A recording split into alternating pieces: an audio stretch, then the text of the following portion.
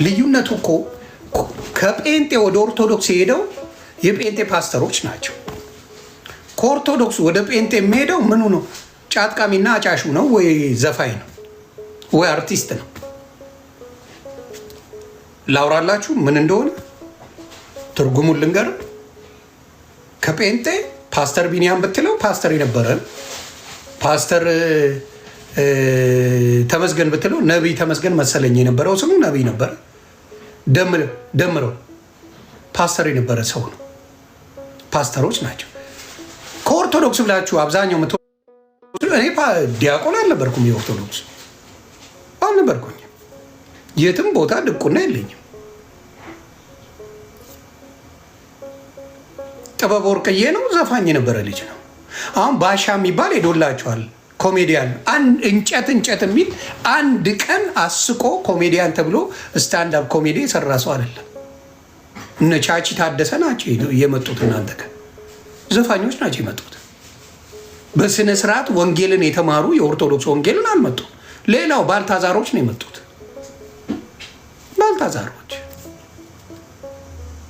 ባልታዛር የተባለ በየቦታው ትዝታው ባልታዛር በሴቶች ሲያጭበረብር፣ ሴቶች 2 አሜሪካን ሀገር ያስወለዳቸዋል። 2 እንዳልክ ማለት ድቁናውን ትቶ በየጭፈራ ቤት ሲውል የነበረ ከ2 ሴት ወልዶ አንደኛዋን ካደ፣ አንደኛዋ ጋር አሁንም አብረው አይደሉም። አላገባም በትዳር ዝም ብሎ እያደረገ ይሄንን ኦርቶዶክስ አትቀበለው፣ ጴንጤ ይቀበለዋል። ማናቸውን ጋር ብትሄዱ እንደዚህ አይነት ችግር በጣም አለ። ስለዚህ የትኛው ወንጌልን የሚያውቁ ሰዎች ወደ እናንተ መጥተው የምታስጮኸው እኮ ወንጌልን ይዞ የመጣ ዘሪቱ ዘፋኝ ነበረች። ይቅርታ ዘሪቱማ ከድሮም ጴንጤ ነበረች፣ ግን ትዘፍን ነበረ። ሲዘፍኑ ጴንጤ አይደሉም ብለው ስማቸውን እነ ጊልዶ፣ አሁን እነ ጊልዶ ጴንጤ ናቸው። ሌላው የጊልዶ ወንድም ማን ነው ስሙ? ካሚዞ ጴንጤ ነው። በነገራችን ላይ ሲዘፍኑ ምንድን ነው ስማቸው በጴንጤ እንዲጠራ አይፈልጉም። እንትና ፕራንክ ሲሰራ ማይኮ ፕራንክ ጴንጤ ነው። ፕራንክ ሲሰራ ጴንጤ ይጫወት ነበር፣ ደብቆት ጴንጤነቱን። ከዛ መጨረሻ ላይ ጴንጤ ነኝ ብሎ ወጣ። እንደዚህ የውሸት መንገዳቸው ብዙ ጊዜ ምን ሆነ፣ ለታዋቂ ሰዎችን ጴንጤ ሆነ በማለት ማስጮህ በጣም ይወዳሉ። ይሄ ፖለቲካቸው ነው እና ወንጌላዊን ያመጡ ሰዎች አይደሉም ለማለት ፈልጌ ነው። ጆን ዳንኤል ጴንጤ ነው። ጆን ዳንኤል አይደለም፣ ጴንጤ ነው። ብዙዎቹን በኦርቶዶክስ ሙድ ነው የሚጫወተው። መስቀሉን አድርጎ ጴንጤነትን መስከር፣ በአደባባይ እስቲ መስክር ጴንጤነትን።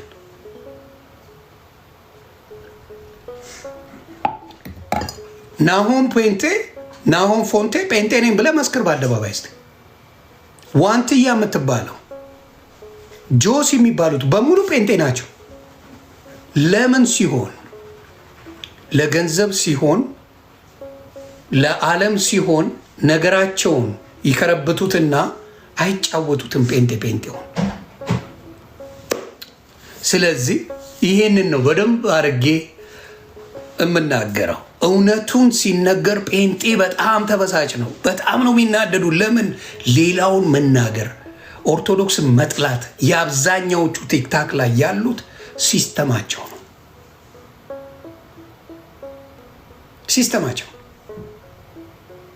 ሲስተማቸው አያችሁ። እያንዳንዱ ና ተወያይ፣ አትመልስም፣ አታረጉትም። ለገንዘብ ሲሆን በሲስተም አድርገው ኦርቶዶክስን ወረዋታል። ይህን ነገር እንድታውቁ ጉዳችሁ ስለወጣ መበሳጨት፣ ማበድ፣ መጮ ትችላላችሁ። እኔ ጋር ግቡ። ከየት ነብዬ ነው የምጠይቅ? እንዳትበሳጭ። እኔ ጋር መግባት ትችላላችሁ። ከየት ነብዬ ነው የምጠይቀ? የትኛው ነው ምንድነው አስተምሮ ብዬ ነው የምጠይቀ። አትበሳጩ። ለምን? ቅርጫ ነው፣ ማህበራዊ ነው። የፈለግከውን ነው ጴንጤ ቤት የምታነሳው። የፈለከውን ታነሳለህ። ጥምቀት ለበዓሉ ድምቀት ትላለህ ምናምን ምን እንደፈለክ አንተ ብቻ በኢየሱስ ተመርጬ ነው ጌታ መርጦኛል ድኛለሁ ብሎ የሚያምን አለ። ገና እየዳንኩ ነው የሚላል። ሁል ጊዜ ያለውን ነገር ማጋለጤ አናዳችሁ። አይዟችሁ። አሁንም ተሰባስባችሁ ኦርቶዶክስን ልትበሏት የመጣችሁትን ቆረጣጥሜ ነው ምበላ። ሌላው እዚህ ጋር እስቲ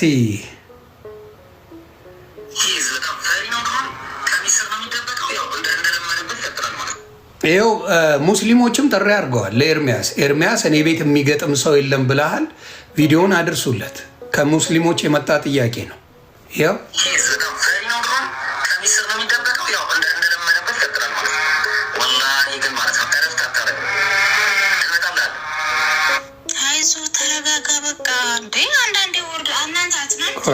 የት አለ? ኖ ይሄማ ከእንትና ጋር ተነጋግሮ ነው። ከማጋ ነው? አንድ የተረገመ እንትና የሚባል አለ። ማን ነው? የሙስሊምን ሙሉ ነገር አውቆ የወጣ አንድ ልጅ አለ በኦርቶዶክስ። what is his name? እፎይ እየተባለ የተመታ አለ። እፎይን አይችሉትም። ግን ለኤርሚያስ ሙስሊሞች ጥሪ አድርገውላል። ለምን እንደሚያንደባልሉ እርግጠኛ ስለሆኑ እፎይን አይችሉትም። እውነት ነው የምናገረው። እፎይ አለ ለኦርቶዶክስ በሙስሊም ጉዳይ ዋህድ ነው። የውሃድ የሚባል አለ። 2 ልጆች አሉ። ከሙስሊም ጋር ባለው ጉዳይ፣ ከጴንጤ ጋር ባለው ጉዳይ ደግሞ 2 ሰዎች አሉ። ዘማርያም እና መዝሙረ ያሬድ አሉ። 2 ይዘው ኦርቶዶክስ መጥተዋል። ከዛም ሌሎች አሉ። እነ ናቲ እነ ባሩክ የሚባሉ ወንድሞች አሉ። ግን በተለይ በትልቁ ደረጃ ያሉት እነ ዘማርያም እና መዝሙር ያሬድ ናቸው። እነሱ ጋር መቅረብ አይችሉም። ስለዚህ ይበሳጫሉ። በጣም ነው የሚናደዱት። እንዴት? ከነ ማስረጃው ይኸው እኛ ምን ይመስላል ያለን ሀሳብ ትንሹ ነቀት ይኸው ጥሪውን የኛ አፍርማቲቭ እና ኔጋቲቭ ፕሮፖዚሽን ይሄ ነው። ላስፈራላቸው እናንተ ሪካርድ አድርጎ ፖስቱ በደንብ አዳርሶ ሜንሽን ይደረጋል። ልጁ ተደባብሮ መጥቶ ኢንሻላህ የምንማማርበት የምናስተምርበት ትምህርት ነው። ቀጥል ሳላስ እንግዲህ አንድ ወገናችን የዲቤት ጥሪ ለሙስሊሞች ብሎ አቅርበዋል። በነገራችን ላይ ዛሬ ቀኑ ምንድን ነው? ሲቼክ ላርክ ሰኞ ነው አይደለ? ይሄ ፋይናል ቀን ነው የሚሆነው። ስለዛ ሰውዬ የምናወራበት ከዚህ በኋላ ሜንሽን መናረግን የመጨረሻ ቀን ነው። ስለዚህ እድልን ትጠቀማለህ ነው። 3 ቀናት ምናምን አውርተናል በአንተ ዙሪያ። ሙስሊሞች ለውይይት አይመጡ ነው ያልከው። እኛ ይኸው ዝግጁ ሆነ አንተን እየጠበቅን ነው። አንተ ያነሳው ሀሳብ የነቢያቱ አምላክ እስራኤልን ከግብፅ ያስወጣው አላህ ነው ወይስ ያህዌ ነው የሚል ነገር ነው ያነሳው። ስሙ ማን ነው ያልከው። አንተ ስሙን አታውቅም፣ እኛ ስሙን እናውቃለን። የእኛ ትልቁ አርጊመንት እሱ ነው። ኦኬ፣ ህዝብ እስራኤልን ከግብፅ ያስወጣው አምላክ አንተ ማን እንደሆነ ስሙን አታውቅም። መጽሐፍ ላይ የተቀመጠልህ ያህዌ ተብሎ በ4 የቴትራግራማት እሱን ኤርሚያስ ሂድና ሙስሊሞችም ነካክተሃል እና ብለዋል። አነጥፈው ይልቁሃል። ስለ ቁርአን የምታውቀው ነገር የለም። አነጥፈው ይልቁሃል። ይሄንን ነገር ግን አንድንም ነው ማወራ። እንደነፎ ያሉ ወንድሞችን እንደዚህ አይጠሩም። ሙስሊም ሆኖ እፎይን የሚጠራው የለም።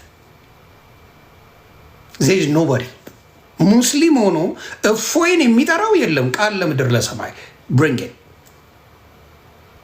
ጴንጤን ግን ኤኒ ዴይ ይጠራሉ እነሱ ኤኒ ዴይ። ለምን እንዳልኳችሁ ባዶ ጉራ እንጂ እውቀት የለም። ቅንጫቢ እውቀት ነው ያለው። ሙሉ እውቀት የለም። ሙሉ እውቀት ስለሌለ ትቀዣበራለህ። የምታውቀው ታሪክ የለም። ስለምትቀዣበሩ አንደኛ ብሉይ ኪዳንን ብዙዎቻችሁ የምትቀበሉ አይደላችሁ። ብዙዎቻችሁ ብሉይ ኪዳንን ነው ምንድነው ታሪክ ነው የምትሉት። ከማን ጀምሮ? በአደባባይ ነው የተናገረላችሁ። ባልታዛር በጋሻው የብሉይ ኪዳንን አምጥተ ለቅዱሳን ለመላእክት ተሰግደዋል ብላ እዚህ መጣ ልስገድ ማለት አትችልም እያለ ብሉይ ኪዳንን ራሱ እንዳለመፈለግ አድርጎ የተናገረባቸው ነገሮች በደንብ ነው ያሉት። ስለዚህ በተለይ የተምታታባችሁ ምን መሰላችሁ? የተምታታባችሁ ማመስገንና ማምለክ ለእናንተ አልገባችሁ። ምስጋናና አምልኮ ኮምፕሊትሊ ያልገባው ህዝብ ብትለኝ ፕሮቴስታንት ነው። አልገባችሁም። ምስጋናና አምልኮ ኮምፕሊትሊ ያልገባው ህዝብ እናንተ ጋር አይቻለሁ። ምክንያቱም ኢትስ ኮመን ሴንስ። የትኛው አንድ ሰው ዝም ብሎ ሰላምታ ስለሰጠ የምታመሰግነዋል? ብር ላበደረ ሰው ምስጋና ታቀርባለህ። በጣም ነው የማመሰግነው። ወንበር ለለቀቀል ሰው እግዚአብሔር ይስጥልኝ አመሰግናለሁ ትላለህ። ምስጋናና አምልኮ መለየት ያቃታችሁ ሰዎች እናንተ ናችሁ። ምስጋናና አምልኮ ምንም አልገባችሁ።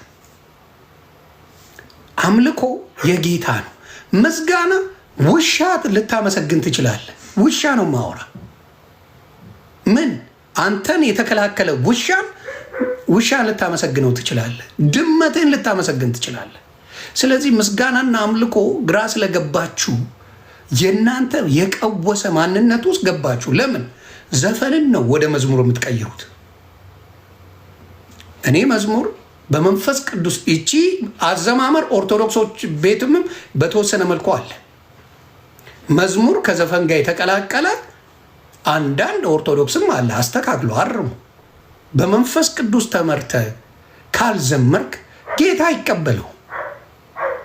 ጌታን ማጭበርበር አትችልም። ሙዚቃ አጣፍጠ ሰምተ ለአንተ ልዘምር ብዬ ነው ያዳመጥኩት አትለው። ያ ማለት ምን መሰለ? ሚስቴን ለአንቺ ብዬ ነው ሌላ ቦታ ሄጄ ያጫወትኩልሽ እንደማለት። የእግዚአብሔርን ለእግዚአብሔር ትሰጣለህ፣ የሌላውን ለሌላ ትሰጣለህ። አትገናኝም።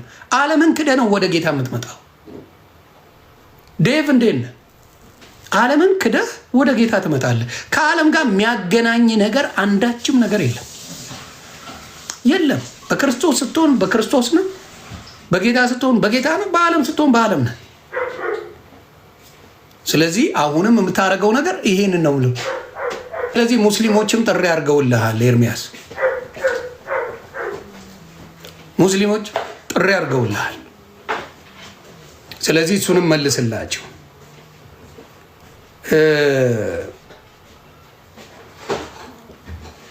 ሌላው እስቲ ስሟቸው። የሚጠመቀው በአብ በወልድ በመንፈስ ቅዱስ ነው አይደለ? ስሙ። እውነት በአብ በወልድ በመንፈስ ቅዱስ የሚጠመቀው ምን ለማግኘት ነው? እንዲሁ ስርዓት ስለሆነ ነው? የጌታ ትእዛዝ ስለሆነ በአብ በወልድ በመንፈስ ቅዱስ ስም ሰው የሚጠመቀው የጌታ ትእዛዝ ስለሆነ ነው። ኤፍሬም ይመጣና ደግሞ ሌላ ይቀባጠራል። ስማው በደንብ ኤፍሬም፣ በአብ በወልድ በመንፈስ ቅዱስ የምትጠመቀው ለምንድን ነው? የጌታ ትእዛዝ ስለሆነ። ኦኬ አሁን ስማ። ስለዚህ ምንም በአብ በወልድ በመንፈስ ቅዱስ መጠመቅ፣ በክርስቶስ መጠመቅ ምንም ለውጥ አያመጣም ማለት ነው። ማን ነው ለውጥ አያመጣም ያለው?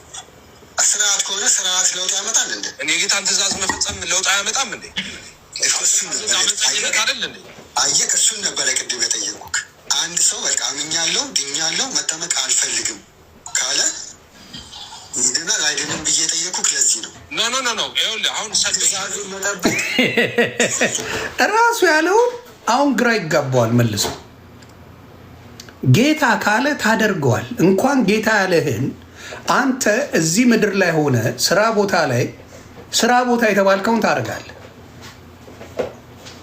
ስራ ቦታ የተባልከውን ታደርጋለህ። እንኳን ጌታ ያለውን እግዚአብሔር አምላክ ያለውን ቀርቶ ሰው ስራ ቦታ ላይ ሄይ ይህን ነገር አድርገህ እንድጠብቀኝ ካለ በደንብ አድርገህ ሰርተህ ነው የምጠብቀው። አለቃ ካለ ተንቀጥቅጠ ሽባ ሆነ። የጥበብ መጀመሪያ እግዚአብሔርን መፍራት ነው ይላል ቃሉ። የእግዚአብሔር ቃል ካልፈራ የማንን ልትፈራ ነው? የአለቃን ቃል ፈርተ ሁሉን ነገር እያደረግ የምን ሲሆን ነው ግራ የሚገባ? ከዛ ወደ ተግባሩን ስትባል በጣም የተቸገራችሁት የእናንተ ምንድን ነው? ተግባሩን አልፈለጋችኋትም። ኤፌሶን 2:9 ነው የምትጠቅሷት። ከስራ አይደለም የሚባለው ያለ ስራ ሞት ነው ይላል። መልሶ ደግሞ ያቺን መስማት አትፈልጉም። ጾሟንም መስማት አትፈልጉም። ኢቨን ኢየሱስ ክርስቶስ እኮ አንዴ እነሱ ሰጥቷቸው ስልጣኑን ለሐዋርያቶቹ ለእሱ ሐዋርያ ሰጥቶ ፈውሱ ብሏቸው አንዱ ሊፈውስ አልቻለም። ይሄኛው በጾምና ጸሎት ካልሆነ እንደዚህ አይነት ኃጢአት እንደዚህ አይነት ሊወጣ አይችልም አላቸው። እራሱ ጾም ጸሎት እንደሚያስፈልግ ኢየሱስ ክርስቶስ ራሱ ይናገራል። ሁልጊዜ የሚያጭበረብሩባት ጥቅስ ይቺ የሰነፎች ጥቅስ አለች። ጌታ ያለው ለገባቸው አንደርስታንድ ያደርጉታል። በጌታ ለሚመላለሱ በእውነት በመፍራት በጥበብ ለሚመላለሱ ገብተዋቸዋል። ላልገባቸው ሰነፎች ግን መቃረሚያ መሰብሰቢያ የድሪቶ መሰብሰቢያ አድርገውታል ክርስቶስን። ድሪቶ እንደፈለግ እየሆንክ ቸርች ውስጥ እኮ ሲተማሙ ነው የሚውሉት ቀኑ ሙሉ። ጌታ ኢየሱስ ምስክሬ፣ እንትና እኮ ከእንትና ጋር ነው፣ እንትና እኮ ከእንትና ጋር ናት። አልሰማሽም እንደ ይቺ ሴት እኮ እንደዚህ ናት፣ ያ እኮ እንደዚህ ነው። እንደ ጴንጤ የሚያማ እዚህ ምድር ላይ አትፈጥርም። ጌታ ኢየሱስ ምስክሬ፣ እንደ ጴንጤ ሐሜተኛ በህይወት አታገኝም። ይህን ራሳቸው ያውቁታል። ክርስትናዬ ነው? ክርስትናዬ ነው ወይ? ስለዚህ በጣም በጣም የስህተት መንገድ ነው። ከዛ ይቀባጥራል። ስማ በዚሁ ራሱ ለውጥ ያመጣል። ቅድምም እንደዚህ ነው ያልኩህ። ይኸውልህ ስፒሮስዬ፣ መዳንን ከጥምቀት ጋር እንወስደው። መዳን በኢየሱስ ነው ብለን ቦክሷን እንዘጋዋለን። በቃ ትቆልፋለች፣ ቦክሷ አትከፈትም። መዳን በልጁ በኢየሱስ ክርስቶስ በማመን ነው። ቦክሷን ቆለፍናት። የምትጠመቀው በማን ስም ነው? ሹሉቃ ለምን ትደነቁራለህ? የምትጠመቀው በማን ስም ነው? የምትቆርበው በማን ስም ነው? በገበየው ስም ነው? በገብረ ምናምን ስም ነው? አይደለም። የምትጠመቀው በማን ስም ነው? በክርስቶስ ስም ነው። የምትቆርበው የክርስቶስን ስጋና ደም ነው። እሱን ካመንክ የእሱ የሆነውን ነገር መውሰድ እንዴት ትክክል አይደለም ትላለህ? ቃላት መወራወር ነው ክርስቶስን ማመን ማለት። በቃል ብቻ መቀባጠር ነው ክርስቶስን መውደድ። እኔ ምን አይነት እግዚአብሔር ምስክሬ እንዴት እንደደነቆሩ ሊገባኝ አልቻለም። እንዴት በማን ስም ነው የምትጠመቀው? አሁን ለምሳሌ ሕፃናትን አታጥምቁ ይላል። ልጠይቅ አንድ ነገር። እኔ ልጆች አሉኝ። ልጆቼ ሕፃን ሆኖ ታመመ፣ በሁለተኛ ቀኑ ታመመ።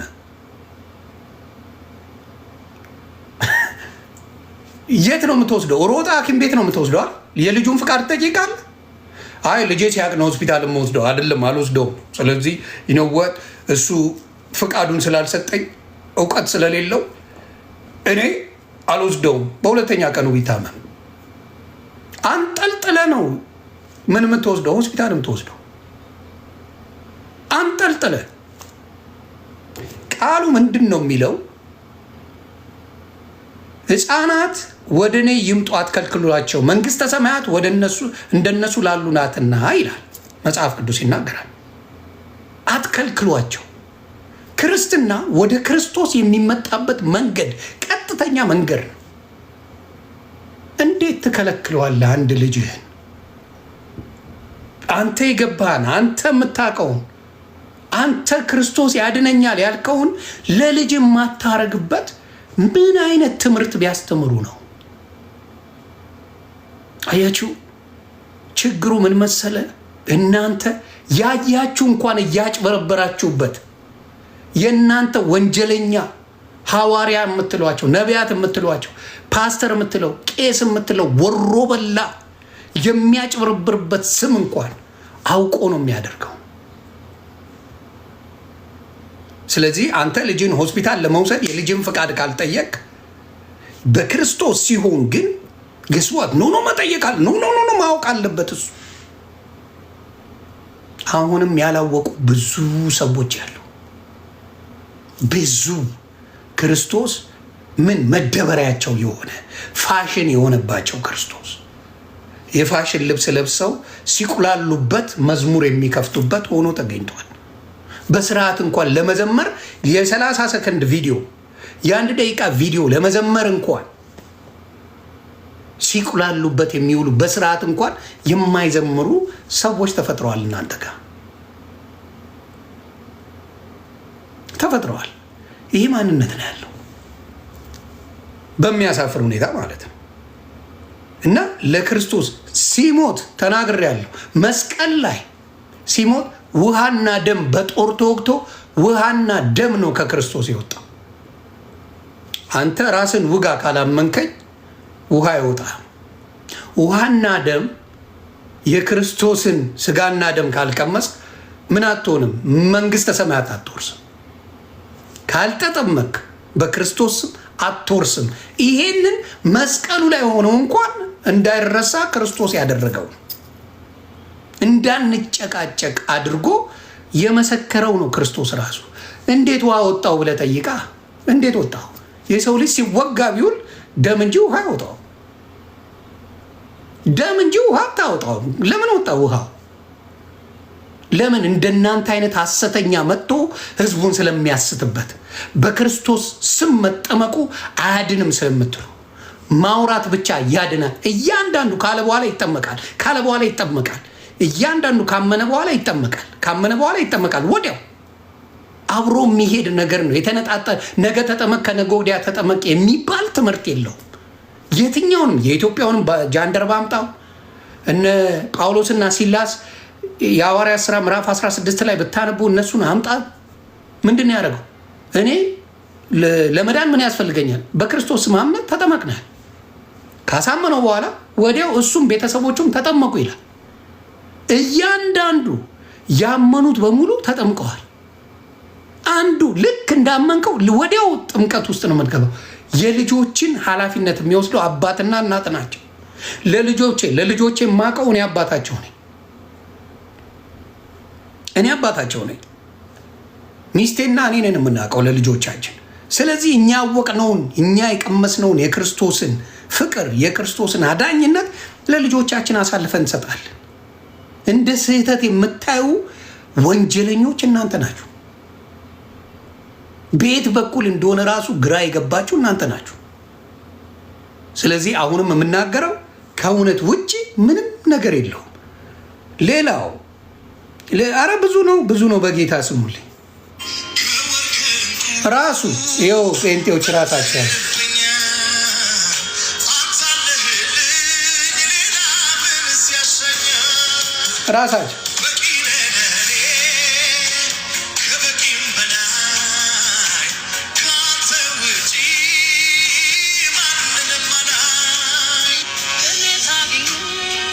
የቀድሙ ነው ይሄ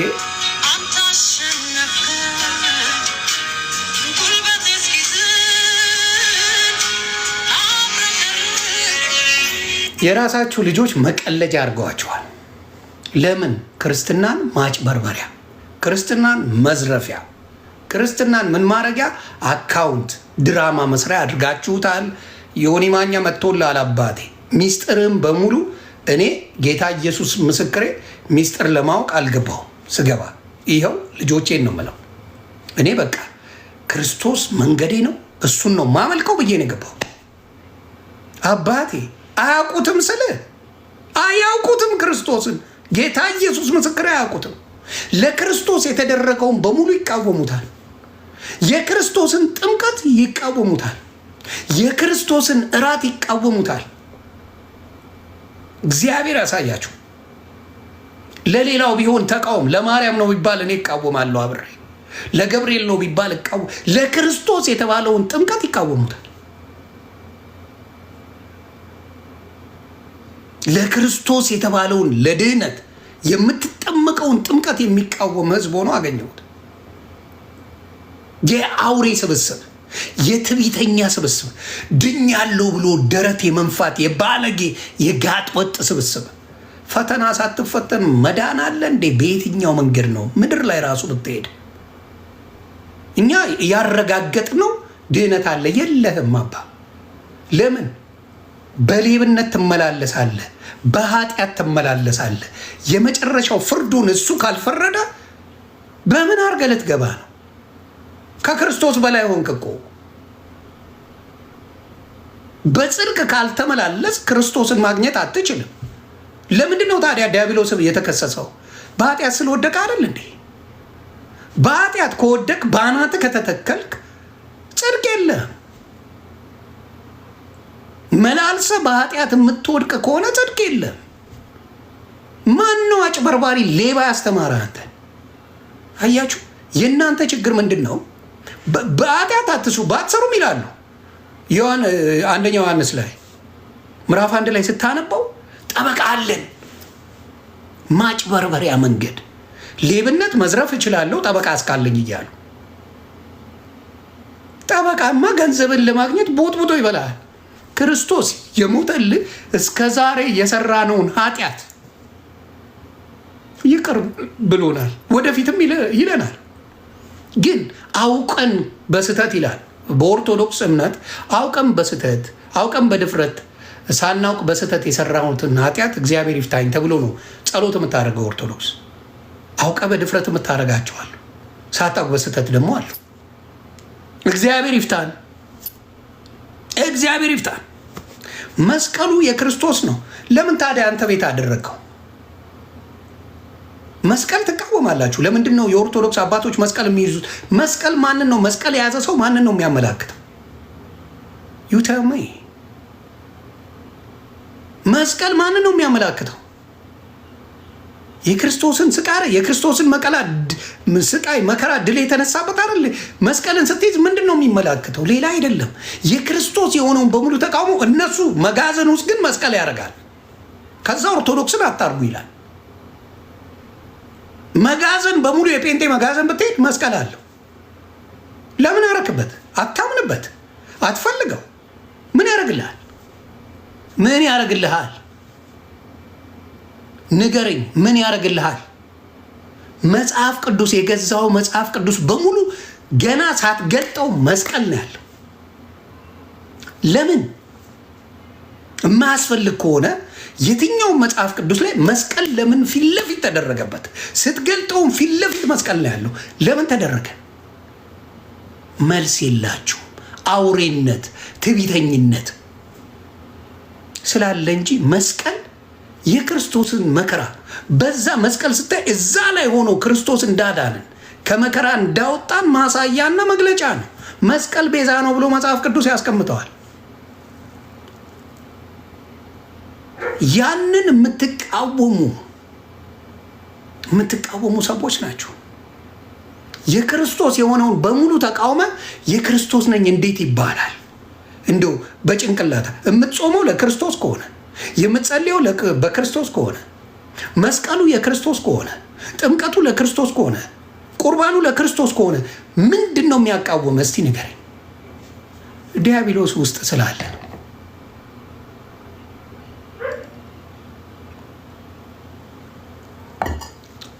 ዲያብሎስ ውስጥ ካለ ያንን ነገር ምን ታደርገዋለህ? ትቃወመዋለህ።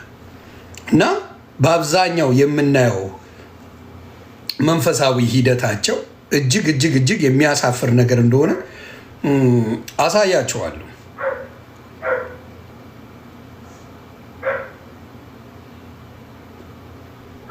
እሺ፣ ሌላውስ?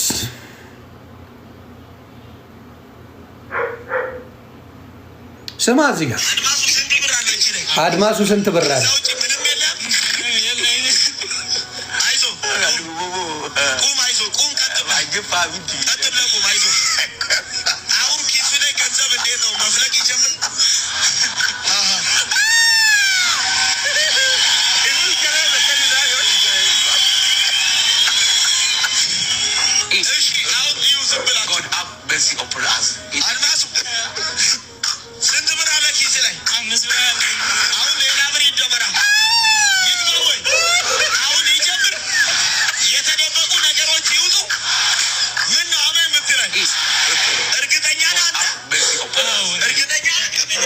ገንዘብ ከኪሱ ይፍለቅ እየተባለ ነው እንግዲህ ሐዋርያው ነው የሚለው። ሐዋርያቱ ገንዘብ ይፍለቅ እየተባለ ነው። አዎ አሜን እያሉ ነው። ስሙ እንዴት አይነት ድራማ እንደሚሰራ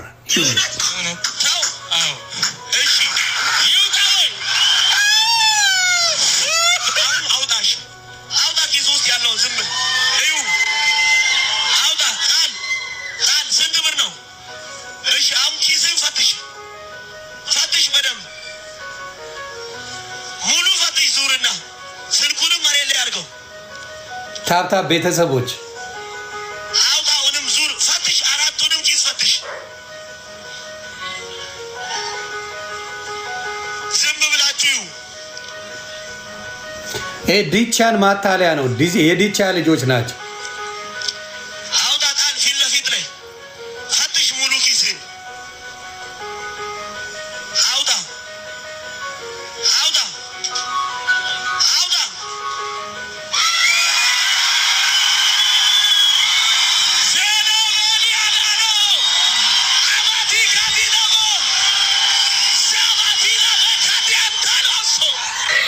እኔ እዚህ ቸርች መሄድ እፈልጋለሁ።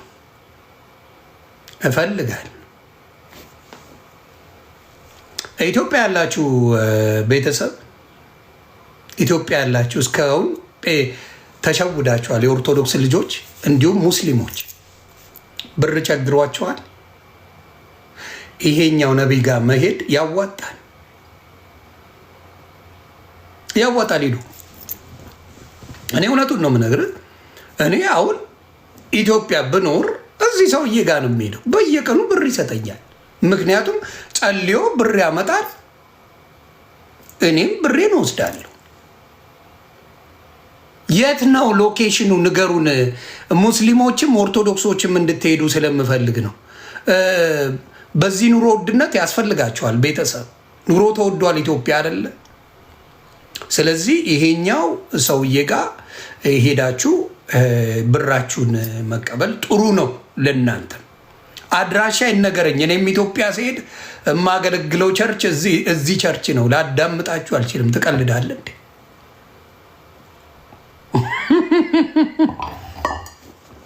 ቢኒያም ደጋግመህ ጻፈው አባቴ። አይዞ አይቼዋለሁ። አዎ እኔ አሁን የምሄደው ከቻላችሁ አድራሻውን ብትጽፉ ይሄ ሰውዬ ጥሩ ገንዘብ የሚያስገኝ ገንዘብ የሚያፈልቅ ፓስተር ነው እና እዚህ ፓስተር ጋር ብትሄዱ በደንብ ጥሩ ነው። ለእናንተም ገንዘብ አትቸገሩ፣ ለትራንስፖርት አትቸገሩም፣ ለቤት ነገሮች ማልቀስ ነው። ትንሽ ገንዘብ የለኝም ብለህ ታለቅሳለህ። ትንሽ እሱ እንዳለቀሰው አሳያቸዋለሁ። እንዴት እንደሚለቀስ ተማሩ። እንዴት ነው የሚለቀሰው?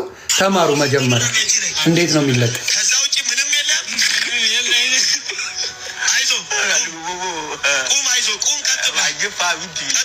እንዲህ ያልቀሱ በቃ ትላላችሁ። መጀመሪያ ለበዓሉ ድምቀት እና 5 ብር ነው ይዛችሁ የምትሄዱት። 5 ብር ይዛችሁ ትላለህ። አይዞ ትባላለህ። እሺ ትላለህ። አዎ ምን አገባ?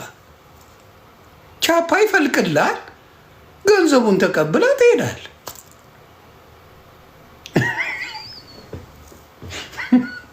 እናንተ ቤት ገንዘብ ይፈልቃል።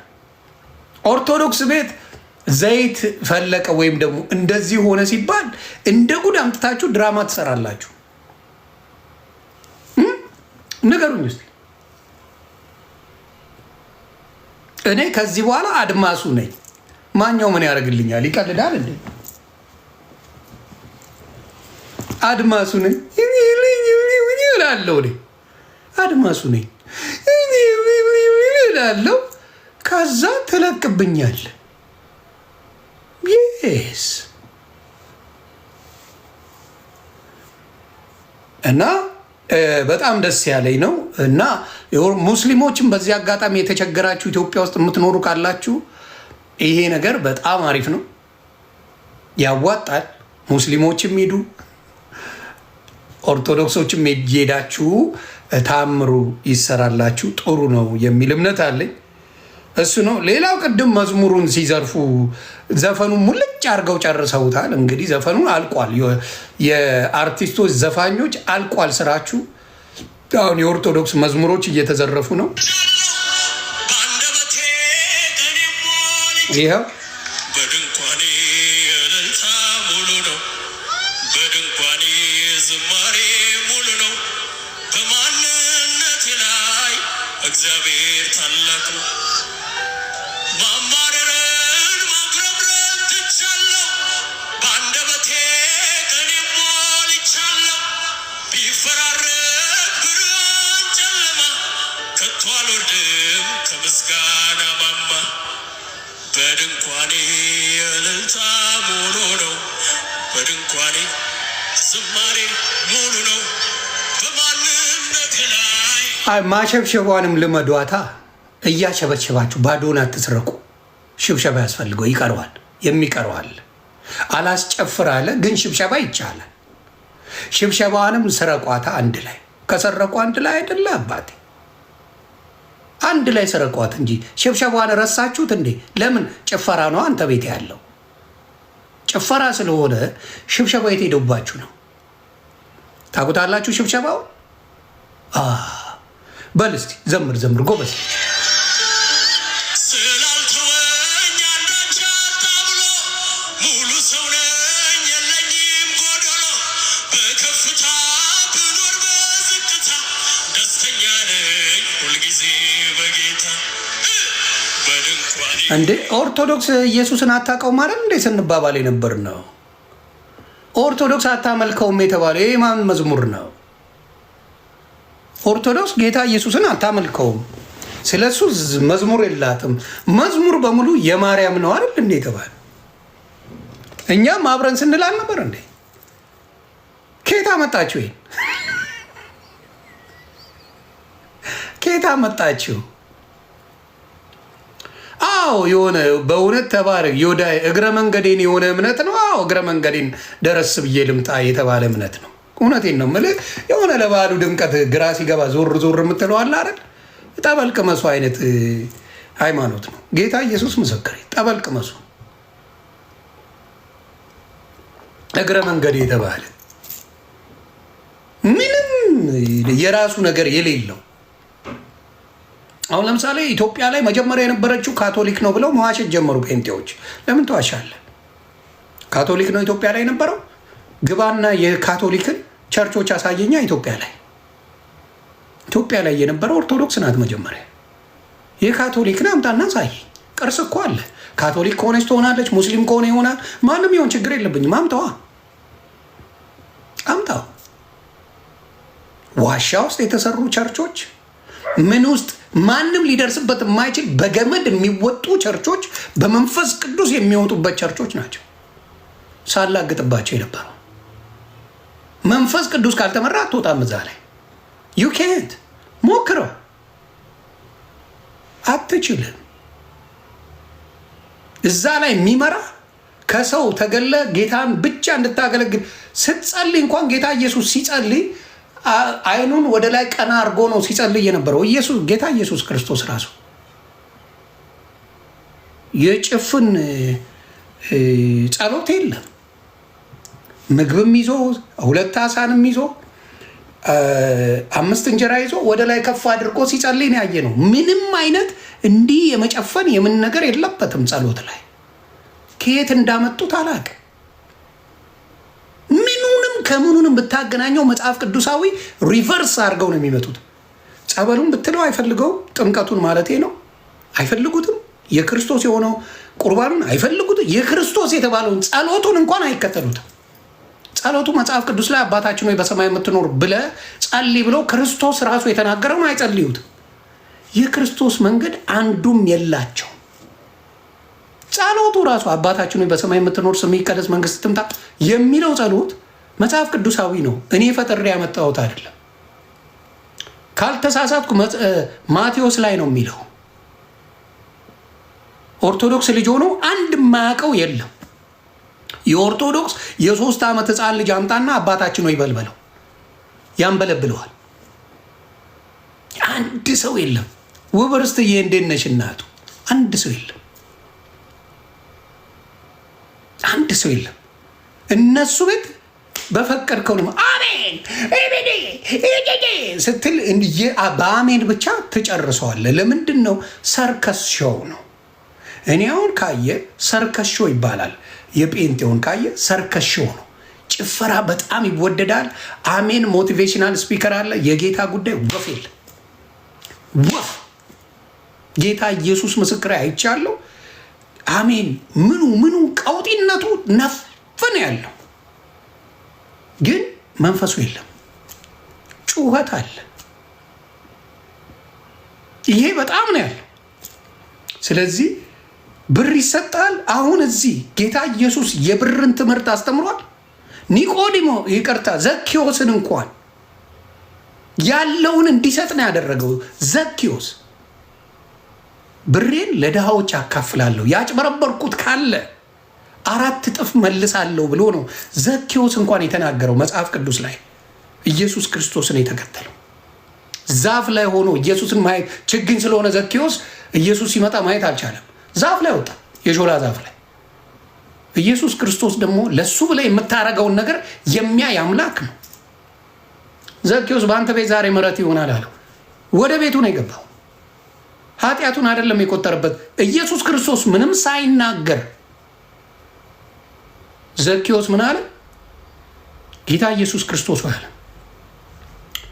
ያጭበረበርኩት ካለ 4 እጥፍ እሰጣለሁ፣ እንዲሁም ለድሆች አካፍላለሁ ያለኝን አለ። እዚህ ገንዘብ አደባባይ ላይ እንዲለምን ይሰራሉ። ገንዘብ እናሰጣለን፣ ቤት እናሰጣለን፣ ቪዛ እናስመታለን የሚል የሌባ ጥርቅም እንዳለ በደንብ ያየውበት ነው። አይደለም የምትል ካለ መጽሐፍ ቅዱስ እኮ ይላል ከሐሰተኞች ተጠበቁ እንዳለ። ቤተክርስቲያኑን ያጥለቀለቁት እነሱ አይደሉም? ስንት 10 ይሞላል እንዴ ጴንጤ ውስጥ እውነተኛ ያለው? በሜጋ ቸርች ኢትዮጵያ ውስጥ ያላቸው 10 እውነተኛ ክርስቲያኖች አሉ። ሜጋ ቸርች ያላቸው ሜጋ ቸርች ያለው የሌባ ጥርቅም ነው ያላቸው በሙሉ የሌባዎቹ።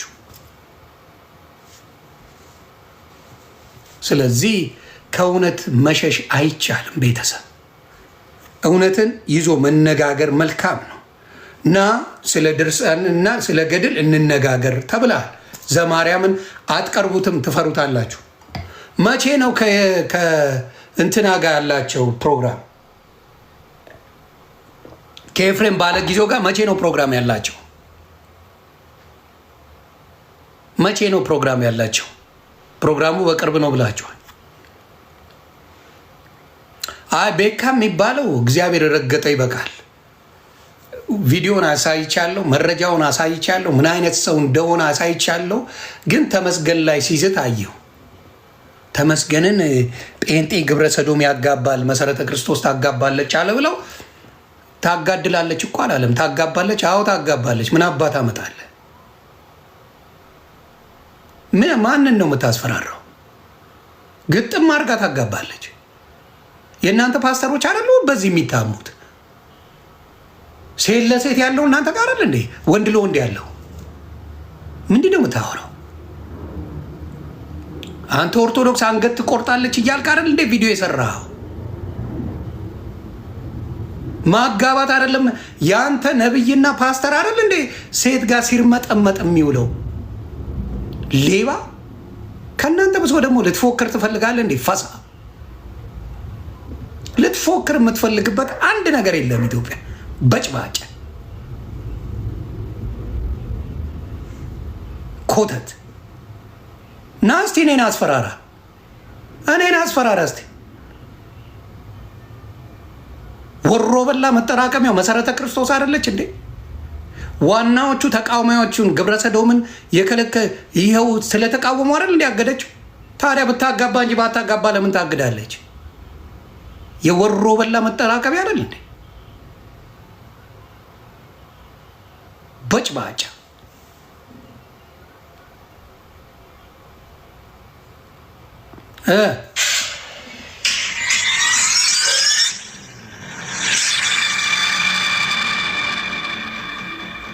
የሳውል ፎረንሲክ ምርመራ ብለው እህታችን ሜርሲ እና ወንድማችን መሳይ የሚባሉ ፕሮቴስታንት ወንድምናቶቻችን አቅርበው ነበረ። በአበበ ጉልላት ዙሪያ የታበሉ ቢለው 60 ኢንዲኬትስ ዲፍረንት ስፒከርስ ነው። ከ60 በታች ከሆነ ሁለት የተለያዩ ሰዎች መሆናቸውን ያረጋገጠ ማለት ነው። ያገኘ ነው ሊቀር 56.5 ነው። በዚህ ጉዳይ ላይ ኤርሚያስ እኔ ከዋሸው ትናገራለህ። እኔ አብሬያችሁ ነበርኩኝ። ልጁ ምንም ተምሮ እንኳን ግራጁዌት ያደረገ ሰው አይደለም። ሳጣራ እግዚአብሔር ምስክሬ ነው። በቴክኖሎጂ የተመረቀ ጎበዝ ተማሪ ነው ምናምን የተባለ ዋቴ ሌባ የነበረ ልጅ አንድም ሰርተፊኬት የሌለው ለተወሰነ ጊዜ ኮርስ ወስዶ ዩኒቨርሲቲ የወጣ ልጅ ነው ጊዜ መጡት። ዮኒ አንተ ጋር ብዙ ሰው ሊኖር ስለሚችል አንተን አለን ተብዬ በሜርሲና በኤርሚያስ ተጠርቼ ነው የሄድኩት። አበበ ጉልላት የተባለው የሞተው የዛሬ 11 ዓመት ነው። እንደ አዲስ አድርጎ ኤርሚያስ የጮኸው በቅርብ ጓደኛዬን በመርዝ ገደሉት እያለ የጮኸበት ነው። የሞተው የዛሬ 11 ዓመት እንደ አዲስ አድርጎ ኦርቶዶክስን ለማስመታት ዲያቆን የነበረ ነው፣ አብሮኝ ሲቀድስ የነበረ ነው፣ አብሮኝ በዚህ ሲወጣ ነው፣ አብሮኝ በዚህ ሲገባ ነው እያለ ሲያጭበረብርበት የነበረው ይሄ ነው። እና በዛ ጊዜ ና ተባል ዱቅ አልኩኝ። የሆነ ጊዜ ላይ አልተመቸኝም፣ ጥዬ ወጣሁ። ቪዲዮውን ማየት ትችላላችሁ። ቁጭ አልኩኝ። ብዙ ሰው መጥቶ ያንን ነገር አየ፣ ጥዬ ወጣሁ። በቃ ለምን እኔ አንዳንዴ ህሊና የማይቀበለውን ነገር ቁጭ ብሎ ማዳመጥ አልችልበትም ነው። ማስመሰልም ልክ አለው፣ ግን የውሸት ነገር ሲሆን ቁጭ ብሎ ማዳመጥ ከበደኝና ጥዬ ወጣሁ። ጌታ ኢየሱስ ምስክሬ እዛ ላይ ነበሩ። ጥዬ ወጣሁ። አልጠየቁኝም እነሱ። ለምን ደይነው ውሸት እንደሆነ ደይነው ማጭበርበር እንደሆነ ማታለል እንደሆነ በደንብ እነሱም ያውቁታል። የተፈለገው ኦርቶዶክስ በመተት ሰዎች ትገላለች፣ በመተት እንዲህ ታደርጋለች የሚባል መተተኛ ያለው ጴንጤ ጋር ነው በአብዛኛው። እንዲያደርግልሃለው፣ እንደዚህ ትሆናለህ፣ እንደዚህ ይሰጥሃል፣ በዚህ ይመጣል፣ በዚህ ይገባል የሚለው ጠንቋይና መተተኛ ያለው ጴንጤ ቤት ነው። አደባባይ ላይ አይለው እንደዛ የሚሉት ቤት ይሰጣቸዋል፣ ገንዘብ ይሰጣቸዋል፣ እንዲደረግላቸዋል፣ ቪዛ ይሰጣቸዋል እያሉ መተት የሚመጥጡት እነሱ ናቸው። የኦርቶዶክስ ቄሶች አይደሉም። እንደዚህ አይነት ወንጌል አንድ ቀን ኦርቶዶክስ መድረክ ላይ ጌታ ዛሬ ነው ያሳደረኝ። አንድ ቀን መድረክ ላይ ሆኖ እንደዚህ የሰበከ የኦርቶዶክስ አስተማሪ ነው አይቻላል። ቅዳሴ አለ፣ ከቅዳሴ በኋላ የሆነ ወንጌል አለ፣ ከዛ አለቀ። ና እንደዚህ አንተን አይቻለሁ፣ እንደዚህ አድርግ፣ ና አንተ እንደዚህ ነህ፣ ና እንደዚህ ይወጣላል፣ ና እዚህ ጋር የአዲስ የመጣችሁ አዲስ የወጣችሁ አዲስ የገባችሁ በዚህ ወጣችሁ በዚህ ገብታችሁ የሚል የሌባ ማለት የለም። ሌባ የሞላው እነሱ ቤት ሞሽላቃ ሌባ። ኦርቶዶክስ ቤት ቲሸርት የሚሸጥልህ መድረክ ላይ ወጥቶ ይሄ ቲሸርት ዘይት የተቀባ ነው ግዙት እያለ የሚያጭበረብራል። ኦርቶዶክስ ጧፍና ሻማ ነው የምትገዛው። 1 ብርና 2 ብር የማይሞላ ያው አሁን ምናልባት እንትኑን አላውቅም። እኛ የ10ና የ15 ሳንቲ ጧፍ ነበር ይዘን የምንሄደው ጌታ ኢየሱስ በሚያውቀው። የምድረ የሌባ ማት አሁን ኪስን ነው ዘልዝሎ የሚገባል። የባንክ ቡክ ይዘና ብሎ የሚዘርፍ ሌባ ነው ያለው። ዘይት ነው የሚሸጥልህ አደባባይ አፍሮን አድርጎ ዘይት ያድናል እያለ። ስለዚህ መተተኛ ያለው ኦርቶዶክስ ቤት አይደለም። መተት ያለው በደንብ በመተት የሚሰራው የጴንጤ ነው እንዴ። ሳውዝ አፍሪካ ጠንቋዩን ትናጋ አይደል እንዴ ሲመላለሱ የሚውሉት የነበረው። አሁን የሞተው ባሽዋ የሚባል ሌባ፣ ጃሽዋ ነው ባሽዋ የሚባል ሌባ፣ ሌሎችም አሉ ናይጄሪያውያን ምናምን እየሄዱ እዛ የሚያስጠነቁሉ የሀገር እነሱ አይደል የሞሉት። ናይጄሪያ እየሄዱ የሚያስጠነቁሉት ደግሞ ስለ ጥንቁልና ኦርቶዶክስን መውቀስ ይቻላል። መተተኛ እናንተ ናችሁ። ስለዚህ እውነቱን ነው የምመሰክረው። እዚህ ጋር ይሄኛውን ሲያጭበረብሩበት የነበረው እኔን ጠሩኝ፣ እዛ ዱቅ አልኩኝ። ቤዛ የምትባለው ማን ነው? ሜርሲ የምትባለው የሌቦች ጥግ ናት። እኔን ራሱ አሁን ለመኪና እናዋጣለት እየተባለ የሚጮህለት ደምረውን ዮኒ ማኛ በጀት ተሰጥቶት ብላ ውሸት የተለመደባት ዊጋርጋ ኤርሚያስ ዊጋርጋ የኦርቶዶክስ ጥላቻ ጥግ ድረሳል። ፖለቲካ የሚያገናኘው ነገር የለም። ፖለቲካ እኔ በጣም ፖለቲካ የኢትዮጵያ ስለማይረባ ነው የተወኩት። አይረባም፣ አትደማመጥም፣ አትግባባም። ማንም የምታግዝለትም ይቀጠቅጣል፣ የምትደግፍለትም ከየትም ብትሆን ፖለቲካው ምን አያደርግም? የትም አያደርስም፣ የትም አያደርስም። እዚህም ብትሄድ እዚህም ሆዳም ሌባ አለ፣ እዛም ሌባ አለ። ጤነኛ ፖለቲከኛ ለማግኘት ትቸግራለህ የትም ቦታ ላይ። ስለዚህ ፖለቲካው ብዙ ያልገባውበት ለዛ ነው እንጂ መርገጥ ከፈለኩ ብልጽግናን አምጣው ማንን አምጣ ረግጣለሁ። እውነት ካየ ጥሩ ከተሰራ ጥሩ ላለሁ። አሁንም በዚህ የማጭበርበር ስራ የምትሰሩት እናንተ ናችሁ። እስቲ እንስማው። የዲቤት ጥሪ ስሙ። የፕሮግራም ምንድን ነው የተጠቀማችሁትን ሶፍትዌር የተጠቀማችሁን ቱል ኦንላይን ሁላችንም ከፍተን ሰው በተሰበሰበበት ብዙ ባለበት እናንተም ሶፍትዌርን ከፍታችሁ እኛም ሶፍትዌሩን ከፍተን ያሬድ ወንድሜ ሶፍትዌሩን አይከፍቱልህም ስለማቀው ነው። ልጁ ወረቀት እንኳን የለው የተመረቀበት ስራ የለው። አንተ ሶፍትዌር ኢንጂነር እንደሆንክ አውቃለሁ። መዝሙር ያሬድ የተማረም ነው ብቃት ያለው ነው። ቤተክርስቲያንን የማይዘርፍ 5 ሳንቲ ከቤተክርስቲያን የማይወስድ ወንድም ማለት መዝሙር ያሬድ ይባላል። ጌታ ኢየሱስ በሚያውቀው ሀምብልነቱ እኔ መጽሐፍ ቅዱስ ሳነብ የነበረው ማንን ቪዲዮዎች አሉ ቀረጹና የበፊቱን አምጡ። መዝሙር ያሬድን ነው ቻሌንጅ አደርጋለሁ እያልኩ ስቀበጣጥር የነበረው መጽሐፍ ቅዱስ እያነበብኩ ሲሄድ ግን ወይ ጉድ ምኑን ከምንድን ነው ድቤት ማረከው? እሱ የሚለው ትክክል፣ መጽሐፍ ቅዱስ የሚለው ትክክል። የነዚህ የሌቦቹ ግን እንዴት አድርጌ ነው ከእሱ ጋር ድቤት ማረገው የሚለው እውነተኛው ነገር ነው የመጣ። ኢየሱስ ክርስቶስን ማምለክ በተግባር የማያመልክ ቢኖር ፕሮቴስታንት አብዛኛው፣ ሁሉም እያልኩ አይደለም፣ በተግባር አያመልኩትም። ይሄ በመደበቅ ለሌላው ስም በመስጠት ከጌታ በምን በሚስጥር የሰሩትን ልጅ ሆኖ ቁጭ ብሎ ይወጣላቸዋል። የተርመጠመጡት ፓስተሮች በየገስት ሀውሱ የተርመጠመጡት ራሳቸውን ልጅ መስሎ ቁጭ ብሎ ይወጣላቸዋል። ያንን ነው ምለው በአደባባይ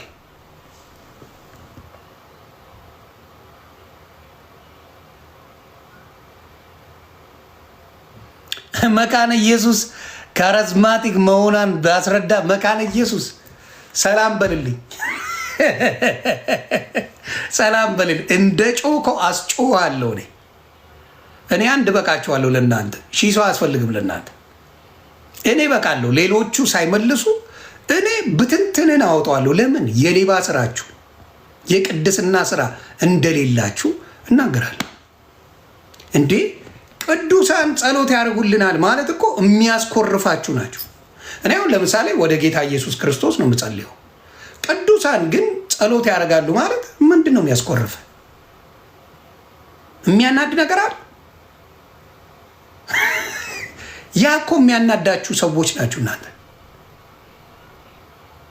ቅዱሳን ጸሎት ያደርጋሉ ማለት ስጋቸው እንጂ ነፍሳቸው ዘላለማዊ ነው። የቅዱሳን የሚያስኮርፋችሁ ሰዎች ናቸው። እንኳን እሱ አይደለም ኃጢአተኛው ከክርስቶስ ጋር የተሰቀለውን ታስታውሳላችሁ። ምናልባት በብዛት ከልብ ስለማትከታተሉት መጽሐፍ ቅዱስን ኃጢአተኛው ከእኔ ጋር ምን ትሆናለህ ነው ያለው። ዛሬ በገነት ትገባለህ ነው ያለው። በገነት ትኖራለህ ነው ያለው።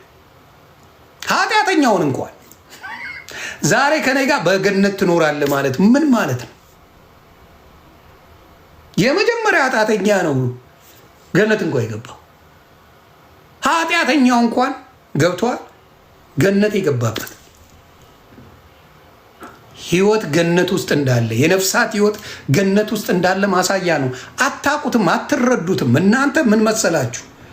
ጥናቱን መጽሐፍ ቅዱስ ስታደርጉ መንፈስ ቅዱስ እንዲረዳችሁ ሳይሆን ኦርቶዶክስን እንዴት አጠቃበታለሁ የሚል ትምህርት ይዛችሁ ነው የምትመጡት።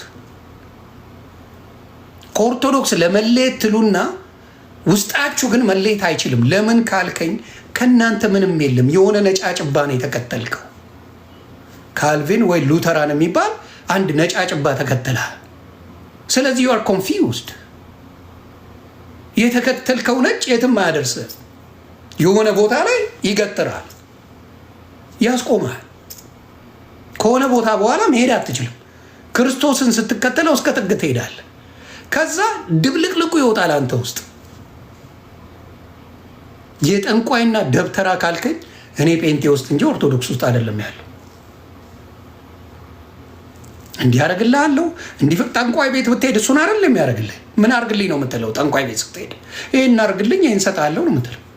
ጠንቋይ ቤት ያለውን ነገር ሙሉ መድረክ ላይ ሲሰብኩት ታያለህ። ልክ ጠንቋይ ቤት ሄዶ አንድ ሰው እንደሚያደርገው ኦፊሻሊ ይህንን ነው የሚያደርጉት።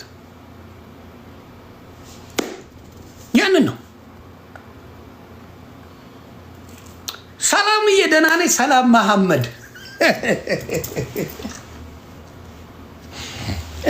ሰላም መሐመድ ደህና ነሽ ወይ? አንቺ እንኳን አራተኛ ሚስት አልሆንም ብለሽ ነው የወጣሽው። የአንቺ ቀላል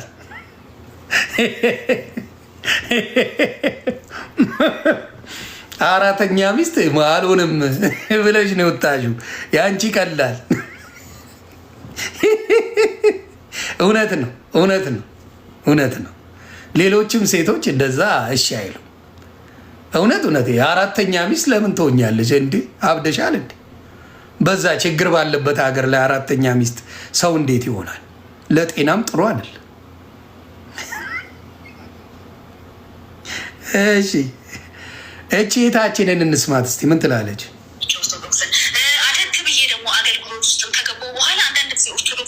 እቺ ፕሮቴስታንት የነበረች ናት። ወደ ኦርቶዶክስ ስትመጣ አለባበሷን ይዩት፣ አለባበሷን ብቻ ይዩት፣ ሌላው ይደርሳል። ኦርቶዶክስ ስትሆን ጴንጤ የነበረች ናት። ኦርቶዶክስ ሆነች፣ ልብሷን ይዩት።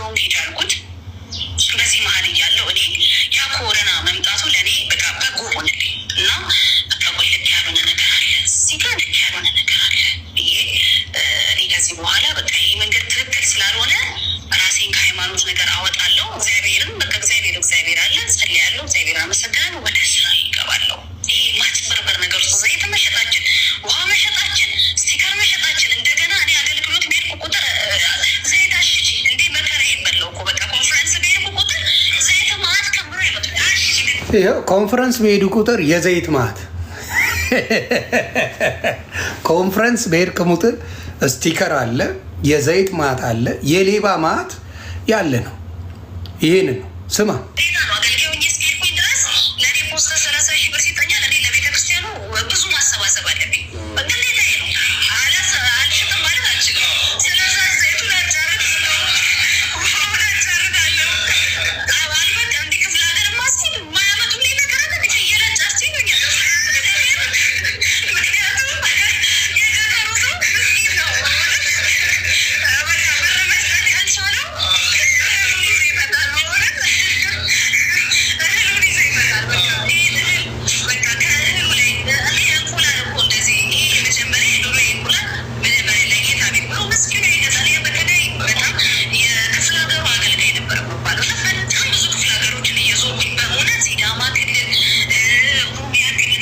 ያ የማይሰራ ነገር የለም። እስፔሻሊ ደቡብ የታጠበችው በጴንቴ ነው። ደቡብን ሙልጭ አርገው የበሉት ጴንጤዎች ናቸው። የጴንጤ ፓስተሮች አሁን ለምሳሌ እዩ ጩፋ ሲሄድ፣ ዶክተር አብይ ሲሄድ እንደዛ ክብር የላቸው። እዩ ጩፋ ሲሄድ የሚደረግለት፣ ዮናታን አክሊሉ ሲሄድ፣ እስራኤል ዳንሳ ሲሄድ የሚያረጉት እቃቃ ገንዘባቸውን የዘረፏቸው ሰዎች ናቸው። ሲሄዱ የሚደረግላቸው ነገርና ያ የአገር መሪ ራሱ ሲሄድ በዛ ደረጃ ጥበቃ አይደረግለትም እና በጣም ደቡብ መጫወቻ መነገጃ የተደረገው ደቡብ ነው እና ያሳዝነኛል። በጣም ነው የሚያሳዝነኝ። ታፕታፕ ኮፒ ሊንክ አድርጎ አንዴ እስከዛ እችን እየጠበቃችሁ የመዝሙር እየጠበቃችሁ ጠብቁኝ። አንዴ እንትን ላምጣ አንድ ቻርጀር ላምጣ። ይህን መዝሙሩንም እንደ ነገሩ የተባለውን መዝሙርም ዘፈኑንም አንድ ላይ እየሰማችሁ ጠብቁ።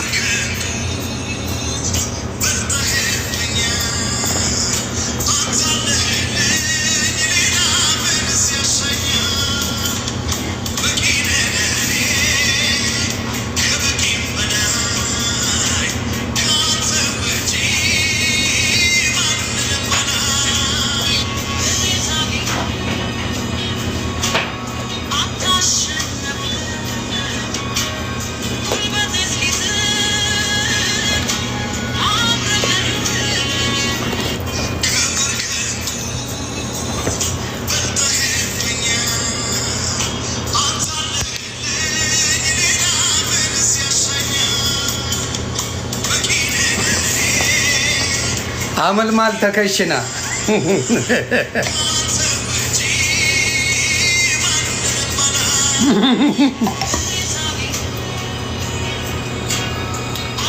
ይቺ አመልማል እኮ አሁን ጸዳቂ ናት። አባት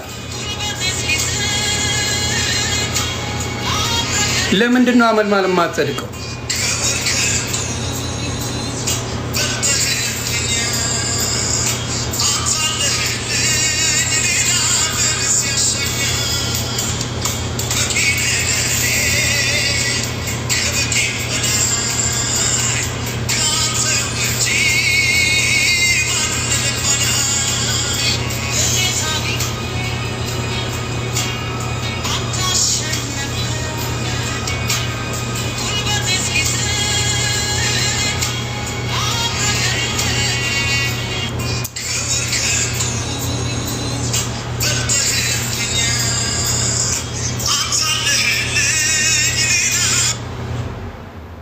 የሆነ አንድ በኔ የተሰራ ሚም አለና እናስቆኛል። ከዛ በፊት ራሳቸው ፕሮቴስታንቶች ያሉት የተናደዱበት አንድ ነገር አይቻለሁ። ሚም ሆነን ቀረን እያሉ በጣም ተበሳጭተው የተናገሩበት አይቻለሁ። ራሳቸው የተበሳጩበት ነገር አይቻለሁ እና ቆይ እስኪ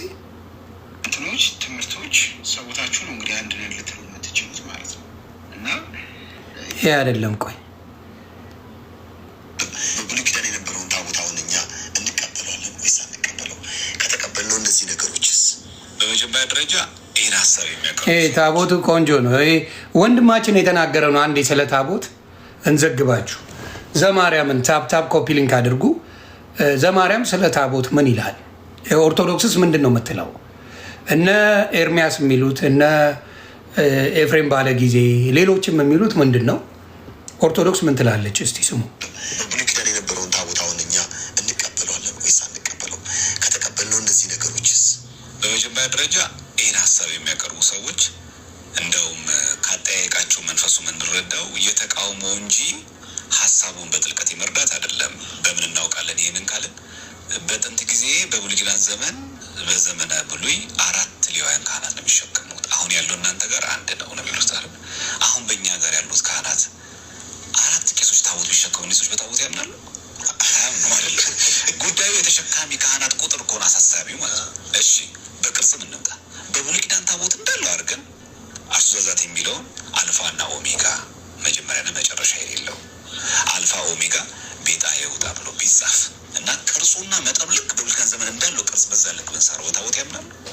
አያምኑ። አሁን መጠየቅ ያለበት አማኝ ነው ለማለት ፈልጋለሁ። አማኒ የሆነ ክርስቲያን መጠየቅ ያለበት። አሁን ለነሱ ልክ እኔ እኮ በታቦት ላምን ፈልጌ ግን በብሉይ ኪዳን ዘመን 4 ቄስ ነው የሚሸከሙ እናንተ ጋር አንድ ስላደረጋችሁ ጥርጣሬ ውስጥ ገባኝ ብሎ እንደው የተሸካሚ ካህናት ቁጥር ታቦትን የሚያከብሩ ካህናት ቁጥር አሳስቦት ላለመቀበል የጣረ መስሎ ስለሚያቀርቡት ብዬ ነው። ግን ያው መሰረታዊ ወደ እኛ ስናመጣው ግን በብሉይ ኪዳን ዘመን የነበረው የታቦት የመቅደስ አገልግሎትና በሐዲስ ኪዳን ያለው አገልግሎት መታወቅ አለበት። ምንድን ነው የሚታወቀው ከተባለ በብሉይ ኪዳን የነበረው ታቦት በአሰራር በቅርጹም ኢቨን ደግሞ በአገልግሎቱ ዓላማ ከሐዲስ ኪዳን በጣም ይለያል። በብሉይ ኪዳን ዘመን ሲሰዋበት የነበረው በዓመት አንዴ ሊቀ ካህናቱ ነውር የሌለበት ያ ማለት ከሴት በግ ጋር ግንኙነት ያላደረገ ድንግል ወይም በግ ማለት ነው።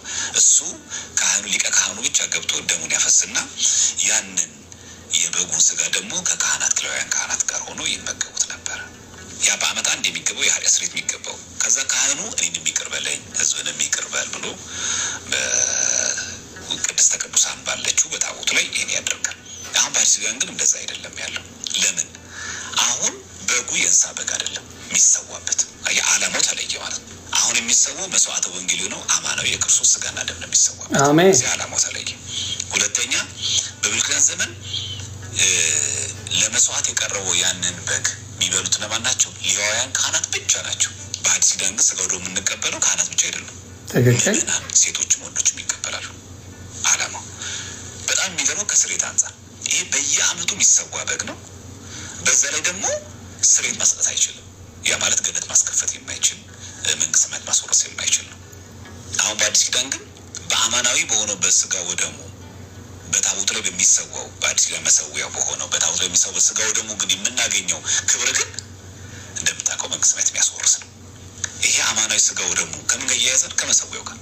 በነገራችን ስለ ታቦት ስናወራ ስለ ስጋ ወደሙ እያወራ ነው። ለምን? በነገራችን ላይ ቀጥለዋለሁ። ንግግሩ ራሱ ስነ ስርዓቱ እንደዚህ የሚያወራ ጴንጤ ታመጣለህ? እኔ ጴንጤዎችን አይቻለሁ፣ አብሬ ተቀላቅዬ ስሰማቸው ነበረ። በትህትና የሚያወሩ እንደዚህ አይነት እንኳን ስርዓት ያላቸዋል። ስለ አንድ ነገር ላስረዳ ሲሉ ከመጮ ከማደንቆር ውጭ በስርዓት እንኳን የሚናገሩት አለ። በጌታ በኢየሱስ እስቲ ንገር አለ። በስርዓት እንደዚህ አውርተው ሲጮህ አይደለም የሚውለው። ወይ አሜን የሚያስብል እብድ ታመጣለህ፣ ወይ የሚጮህበት ታመጣለህ። እና ይቀጥል እስቲ። የለም ገባ ውስጥ መንፈስ ቅዱስ ሲኖር መጀመሪያ መረጋጋት አለ። የተረጋጋ ጥያቄው የማያበሳጭ በጥያቄ የሚበሳጭ እንኳን የለም። ረጋ እያለ ነው የሚመልሰው። የእብድ ስብስብ ነው መለለዛ ነው። ቀጥል እስቲ ንገራቸው። ስጋው ደግሞ የሚሰዋው ያለ ታቦት አይሰዋም። ኢቭን ታቦት በሌለባቸው አካባቢዎች እንኳን በጣም ችግር ከሆነ የዮሐንስ ወንጌል መጽሐፍ ቅዱስ ተክቶ ይደረግ ቤተክርስቲያናቸው ያለ መሰዊያ አይደረግም። ሐዋርያ ቅዱስ ጳውሎስ እንደተናገረው እኛ መሰዊያ አለን ብሏል። ያለ መሰዊያ ስጋው ደግሞ አይከብርም። ይህ ግድ ነው። መሰዊያ ግድ ያስፈልገዋል። ስለዚህ ያ የብሉይ ኪዳን መሰዊያ የነበረው ምን ነበረ? ሊቀ ካህናቱ ገብቶ መስዋዕት የሚያቀርብበት። ያ ታቦቱ በሐዲስ ኪዳን ካለው አገልግሎቱ ጋር ይለያያል። እሺ መጠንና ልኩ ለምንድን ነው እንደዛ ያልሆነው? ቀጥታ ለምንድን ነው ያልተወሰደው ከተባለ በብሉይ ኪዳን ዘመን ያለው የሰሎሞን ቤተ መቅደስን እስቲ እንየው። የሰሎሞን ቤተ መቅደስ ቁመቱ ወርዱ ተቀምጠዋል። አሁን በአዲስ ኪዳን ያለው መቅደስ እንደዛ ነው። በቃ እንደ ሰለሞን እንስራው። የዝግባ ዛፍ ከየሊባኖስ እናምጣ አንልም አይደለ? ይህን ጽድ እናምጣ። ምክንያቱም እዚህ መጽሐፍ ቅዱስ ላይ ባለው አንልም። በዛ ላይ በብሉይ ኪዳን ዘመን የነበረው የሰሎሞን ቤተ መቅደስ ስንት ነበር? አንድ። ስለዚህ አሁን ያስፈልገን አንድ ቤተ መቅደስ ብቻ አይደለም። የሰፈሩ ምኩራብ ሊሆን ነው። ምክንያቱም አይሁድ የሚማማሩበት ምኩራብ ልታደርገው። ስለዚህ መስዋዕት የሚሰዋበት የነበረችው አንድ የሰሎሞን ቤተ መቅደስ ናት። ስለዚህ በአዲስ አንድ ቤተ መቅደስ ነው ላለ አንልም። አየህ፣ የቤተ መቅደስ ቅርጹ መጠኑ ይለያል። አሁን በኛ ቤተክርስቲያን በአዲስ ኪዳን በቅርጫት የምትሰራ በብሎኬት የምንስራት በወርቅ የምንገባ ቤተክርስቲያን ናት። ጽላት ከእብነበረድ ይሰራ፣ ከማይነቅዝ እንጨት ይቀረጽ፣ ከወርቅ እንስራው፣ ከእብነበረድ በዳይመንድ እናድርገው፣ ክብሩ አንድ።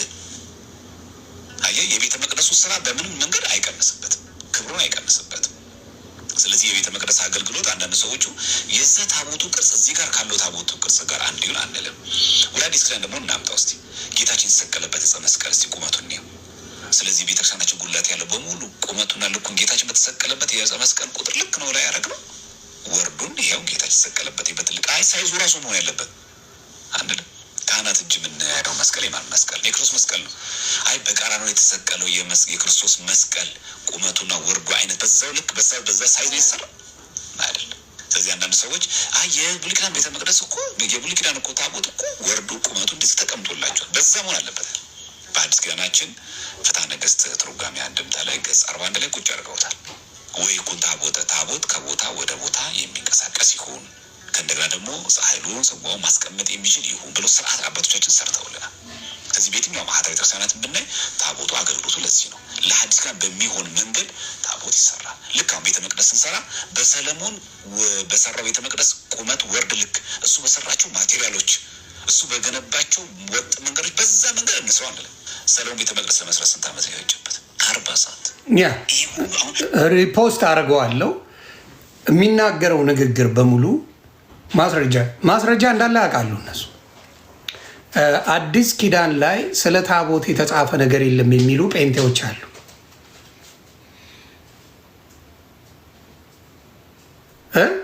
አሉ የለም አለ ወይስ የለም? ኦርቶዶክሶች ጥቅሱን ጻፉላቸው። አለ ወይስ የለም ብለው ነው ያሳመኗቸው። ለምን ላውጣ? እሺ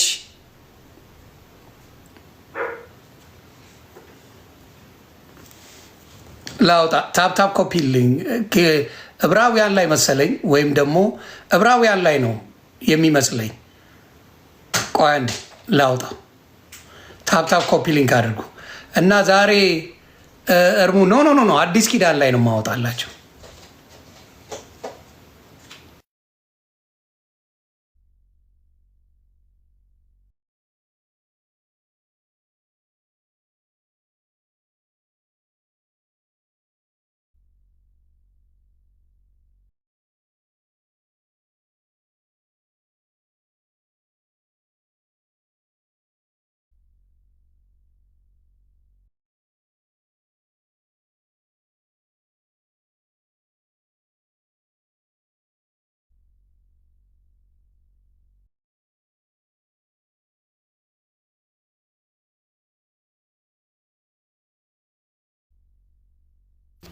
ዕብራውያን 13:10 ሉቃስ 22:20 ብሎኛል። እስቲ እንየው።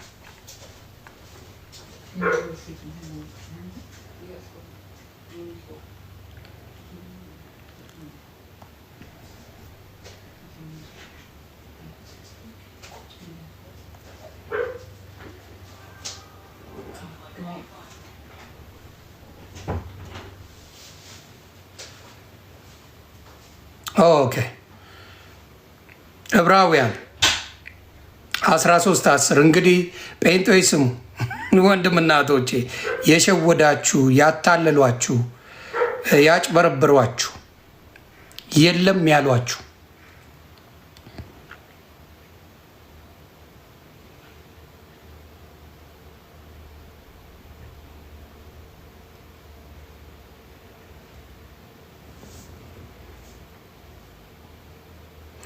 ኖ ታቦት ቃል በቃል የሚለዋል። ቃል በቃል የሚለዋል 9:4 ዕብራውያን ታንክ ዩ።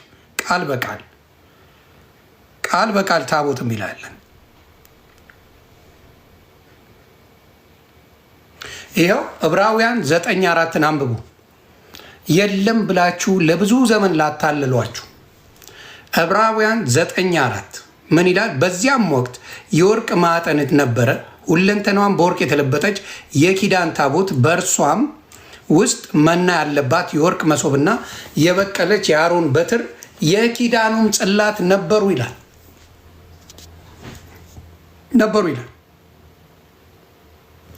አያችሁ? በዚያም ወቅት በዚያም ውስጥ ነው የሚለው እዚህ ጋር። በዚያም ውስጥ የወርቅ ማዕጠንት ነበረ፣ ሁለንተናዋን በወርቅ የተለበጠች የኪዳን ታቦት፣ በእርሷም ውስጥ መና ያለባት የወርቅ መሶብና የበቀለች የአሮን በትር የኪዳኑም ጽላት ነበሩ ይላል። በላያዋም ማስተሰሪያዋን የሚጋርዱ የክብር ክሩቤል ነበሩ። ስለ እነዚህ ስለ እያንዳንዳቸው ልነግር አሁን አልችልም ይላል። ይኸው ምን ይላል? ይህም እንደዚህ ተዘጋጅቶ ሳለ ካህናት አገልግሎታቸውን እየፈጸሙ ዘወትር በፊተኛው ድንኳን ይገቡበታል። አሁን ኦርቶዶክስ ውስጥ ብታዩ ወደ ታቦት የሚገቡት ወይም ደግሞ ወደ ጽላቱ የሚገቡት ሰዎች አሉ፣ ለብቻቸው የተመረጡ ወደዛ የሚገቡዋል።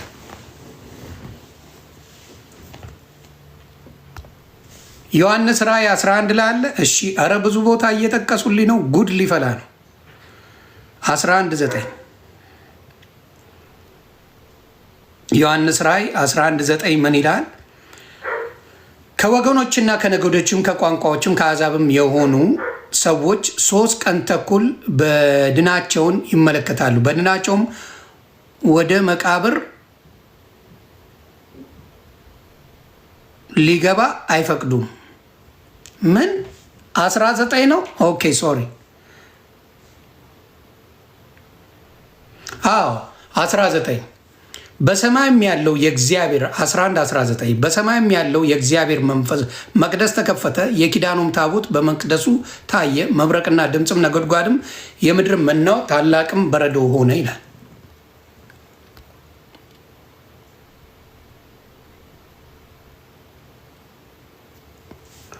ይቺን ነው እነሱ ብዙ ጊዜ የሚጠቅሷት። በሰማይ ያለውን በምድር ያለውንስ ዕብራውያን ላይ ያለውንስ ዕብራውያን ላይ ያለውን ሸጣችሁት? ሸጣችሁት ወይ ሸጣችሁት?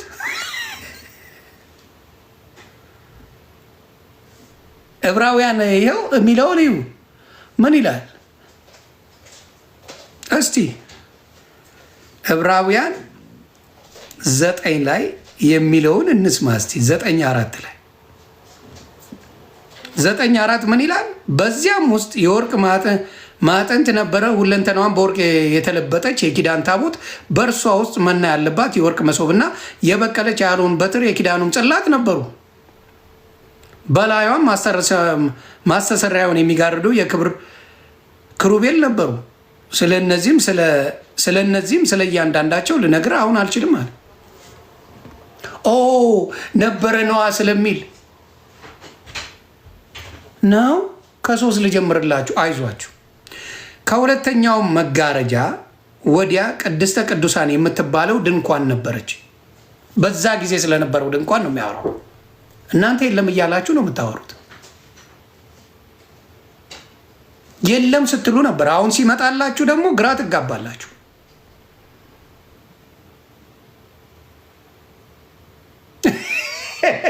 እባክሽ ሰላም መሐመድ ተይ፣ እናቱ አንቺ ተይው፣ በጌታ በኢየሱስ ስም ተይ፣ አንቺ ተይው። ምንም ውስጥ የለሽም፣ በስሜት የምትነጂ ነሽ። ሰላም መሐመድ አረጋጊው፣ እናቱ ተይው። 4ኛ ሚስት አልሆን ብለሽ ወደ ክርስትና የመጣች ነች። ተይው እሱን። ሌሎቹ ቢያወሩ ያምርባቸዋል። ተይው። ለአንቺ አይሆንም። ለአንቺ የማይሆነውን አታውሪ አታውሪ።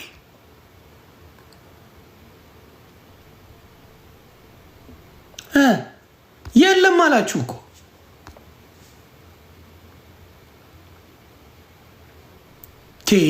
ተይ እንጂ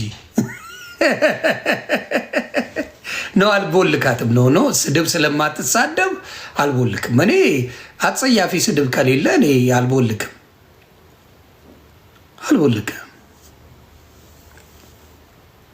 በእስልምና እንኳን ካባ የሚባል አለ። በእስልምና ለኢብራሂም ወይም ለአብርሃም ከበረዶ የነጣ ካባ ተሰጥቶታል ይላሉ ራሳቸው። ካባ አለ በእስልምና ራሱ አለ።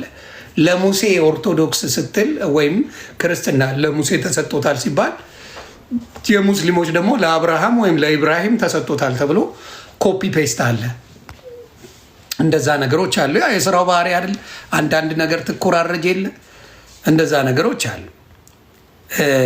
ሌላም አለ። ኧረ በደንብ ዕብራውያን ላይ ቆይ በደንብ ላንባው። ይኸውልህ 9ን አንብቡት። ከዛ በኋላ ራእይ 11-19 የምትሉት እዚሁ ላይ 9:9ን ብታነቡ የዕብራውያን ላይ ምን ይል መሰላችሁ? ይህ ለአሁኑ ጊዜ ምሳሌ ነው። ለአሁኑ ጊዜ ምሳሌ ነው።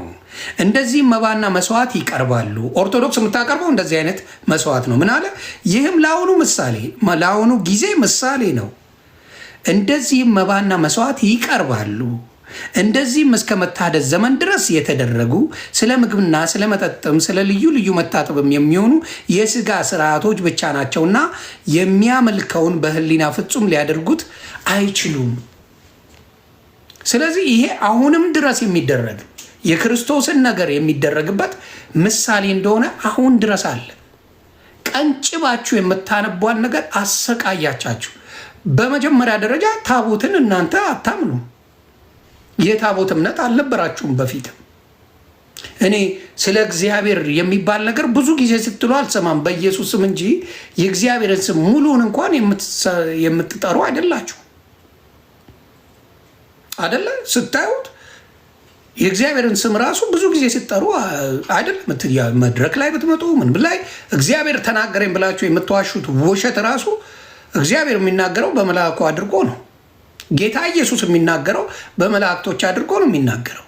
እናንተ በድፍረታችሁ እኮ እግዚአብሔር ተናገረኝ ብላችሁ መድረክ ላይ የምትዋሹ ሰዎች ናቸው። የትኛው ትንቢታችሁ ነው የሰራው?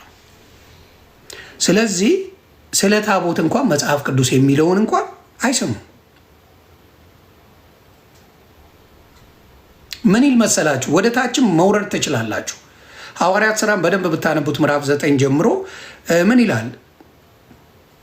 ይኸውላችሁ ምን ይል መሰላችሁ? 23 ላይ ምን ይል መሰላችሁ? እንግዲህ ይላል በሰማያት ያሉትን የሚመስለውን ነገር በዚህ ሊነጻ እንጂ በሰማያት ያሉት ራሳቸው ይላል ከእርሱ ይልቅ በሚበልጥ መስዋዕት ሊነጹ የግድ ነበር ይላል። ክርስቶስ በእጅ ወደ ተሰራች የእውነተኛይቱ ምሳሌ ወደምትሆን ቅድስት አልገባምና፣ ነገር ግን በእግዚአብሔር ፊት ስለኛ አሁን ይታይ ዘንድ ወደ እርሷ ወደ ሰማይ ገባ። ሊቀ ካህናትም በየዓመቱ የሌላውን ደም ይዞ ወደ ቅድስና እንደሚገባ ራሱን ብዙ ጊዜ ሊያቀርብ አልገባም። አንድ ጊዜ ነው ክርስቶስ ያስገባው። እንግዲህ ቢሆን ዓለም ከተፈጠረ ጀምሮ ብዙ ጊዜ መከራ ሊቀበል ባስፈለገው ነበር። እነሱ አሁን ብዙ ጊዜ አስተምሯቸው ምንድን ነው? ክርስቶስ አንዴ በደሙ ምንም ብሎናል፣ አድኖናል። በደሙ ሺህ ጊዜ የሚመላለሰው አይደለም። ለነሱ አሁንም ክርስቶስ ይጸልያል ተብሎ ነው የሚነገራቸው። ያሁላ ቅጥቀጣ፣ ያሁላ ጭፍጨፋ፣ ያሁላ ስቅላት ደርሶበት አሁንም ለኔ ይጸልያል ይላሉ። ያን ሁሉ አድርጎ ተፈጸመ ብሎ ሁሉ ነገር እንደተፈጸመ ተናግሮ በደሙ እኛን እንደሚያድነን ነግሮ ሄዶ ኖ ኖ ኖ ኖ አሁንም ክርስቶስ ለእኔ ይጸልያል ይላል። እብድ እኮ ናቸው። ጌታን እብድ እኮ ናቸው። ታዲያ ያሁላ መሰቃየቱ ለምን አስፈለገ? የክርስቶስ ያሁላ ስቃይ መድረሱ አሁንም ድረስ የሚያደርገው ከሆነ ለምን አለ? ተፈጸመ አለ እኮ። ያሁላ ነገር የተደረገው መፈጸሙን ለመናገር ነው። ያንን እንኳን ትምህርት የላችሁ። ያንዴ የክርስቶስ በመስቀል ላይ የሰራው ስራ ዘላለማዊ መዳን እንደሚሰጥ እንደሆነ ትምህርታችሁ አይገልጽም። አሁንም ስለ እኔ ይጸልይልኛል ትላላችሁ።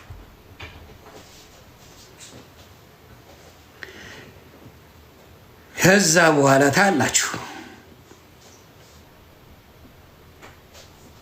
እስቲ 13:10 አንብበው እያላችሁ ጠይቃችሁኛል ብዙ ጊዜ። ላንብበው ዕብራውያን 13:10 ዕብራውያን 13:10 በነገራችን ላይ አብዛኛው የሚቃወሙት የክርስቶስ የሆነውን ነገር ነው። ቅዱሳን ሲባል ለክርስቶስ ብለው የሞቱ ናቸው። መስዋዕት የሆኑት ለክርስቶስ ብለው ነው። አብዛኛው ተቃውሟቸው የክርስቶስ የሆኑትን በሙሉ ነው የሚቃወሙት። ይሄ ዲያብሎስ የሚሰራው ስራ ነው። የክርስቶስን ከተቃወምክ የማንን ልደግፍ ነው? ምስጋናና አምልኮ ለይተው የማያውቁ ናቸው። ምስጋናና አምልኮ ለይተው አያውቁ። ማመስገን መንገደኛ ታመሰግናል። አምልኮ ግን ለክርስቶስ ብቻ ነው፣ ለስላሴ ብቻ ነው አምልኮ። ስለዚህ እስቲ 13:10 አንብብ እያላችሁ ነው። መሰዊያ አለን ከእርሱም ሊበሉ ድንኳኒቱን የሚያገለግሉ መብት የላቸውም። ሊቀ ካህናት ስለ ኃጢአት ወደ ቅድስት የእንስሶችን ደም ያቀርባልና ስጋቸው ግን ከስፍሩ ውጪ ይቃጠላል። ኦኬ። ስለዚህ ኢየሱስ ደግሞ በገዛ ደሙ ህዝቡን እንዲቀድስ ከበር ውጪ መከራን ተቀበለ። እንግዲህ ነቀፌታውን እየተሸከምን ወደ እርሱ ወደ ሰፍሩ ውጪ እንውጣ። በዚህ የምትኖር ከተማ የለችኝምና ነገር ግን ትመጣ ዘንድ ያላትን እንፈልጋለን። ማቴዎስ 5:23 እሺ፣ ተራው እናንተ ነው ዛሬ። ኧረ በጥቅስ ኦርቶዶክሶች እንዴት ነው? ከብዳችኋል። በሰላም ነው 5:23 በሰላም ነው። ኦርቶዶክሶች የት ነበራችሁ እስከ ዛሬ? ይኸው እንግዲህ ማቴዎስ 5:23 ላንብላችሁ። ጴንጤዎች እየተማማርን እንግዲህ መባን በመሰዊያው ላይ ብታቀርብ በዚያም ወንድምህ አንዳች በአንተ ላይ እንዳለው ብታስብ በዚያ በመሰዊያው ፊት መባህን ትተህ ሂድ። አስቀድምህም ከወንድም ጋር ታረቅ፣ በኋላም መጥተህ መባህን አቅርብ ይላል። እንግዲህ ያው ውሃ እየጠጣችሁ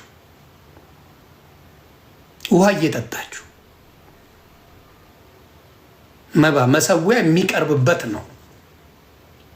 ታቦት መሰዊያ የሚቀርብበት ነው እና አይዞን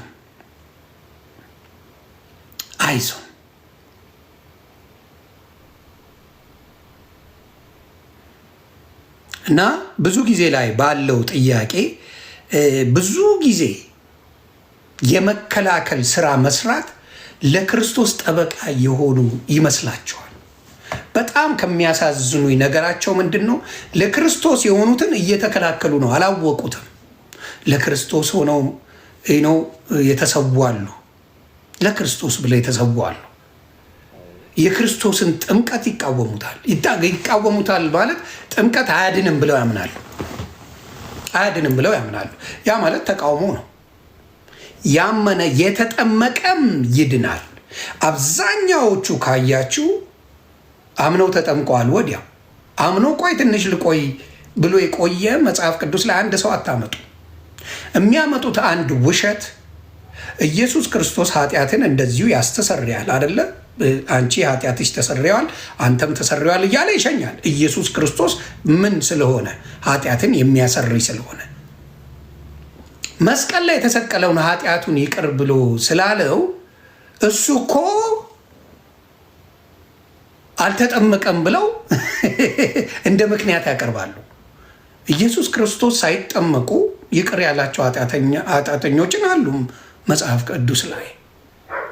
ኢየሱስ ራሱ ስለሆነ ራሱ ከሆነ ያደርገዋል። እኛ ግን ከሆንን በመንፈስ ቅዱስ መጠመቅ ስላለብን የእሱን ስጦታ የሚሰጠን ማን ነው? ክርስቶስ ነው። ጥምቀቱ ነው። በመንፈስ ቅዱስ ያጠምቃቸዋል ከኔ በኋላ የሚመጣው ብሎ ማን ተናግሯል? ዮሐንስ ተናግሯል። በመንፈስ ቅዱስ እኔ በኋላ ነው ማጠምቃችሁ። በመንፈስ ቅዱስ ለመጠመቅ ነው ጥምቀት ራሱ የሚያስፈልግ። መንፈስ ቅዱስ አንተ ላይ የሚያርፈው በምን ስትጠመቅ ነው። አለበለዚያ አርፍ ነው። ከየት በኩል ወየ ማህዬ የት ጠፍተሽ ነው የኔ ውድ? እና ያ ነው ያለው። አሁንም ሰላም መሐመድ አምጪ ጥቅስ ከታች ጻፊልኝ። አምኖ ያልተጠመቀ ከታች አምጪልኝ። መስቀሉ ጋር ያለው ክርስቶስ ብቻ ስለሆነ ማለት ነው። ከሱ ጋር ስለሆነ ነው። ይዛኔ አምጪ ገለቴ አምጪ። ስለ ቁርባኑ እኔ ዮሐንስ ወንጌል አንዴ ጊዜ ከሰጣችሁኝ ታፕታፕ ኮፒ ሊንክ እያደረጋችሁ አንድ ነገር ላሳያችሁ ፈልጋለሁ። በጣም የተደነቅኩበት የክርስቶስ ራሱ ያላቸው ነገር ከ5 እስከ 7 ነውና እስቲ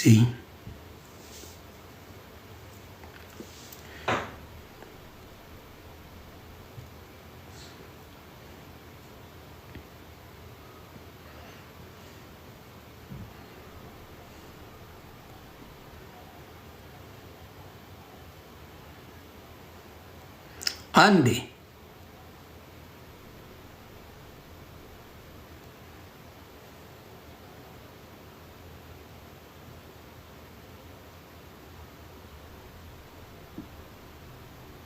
አንዴ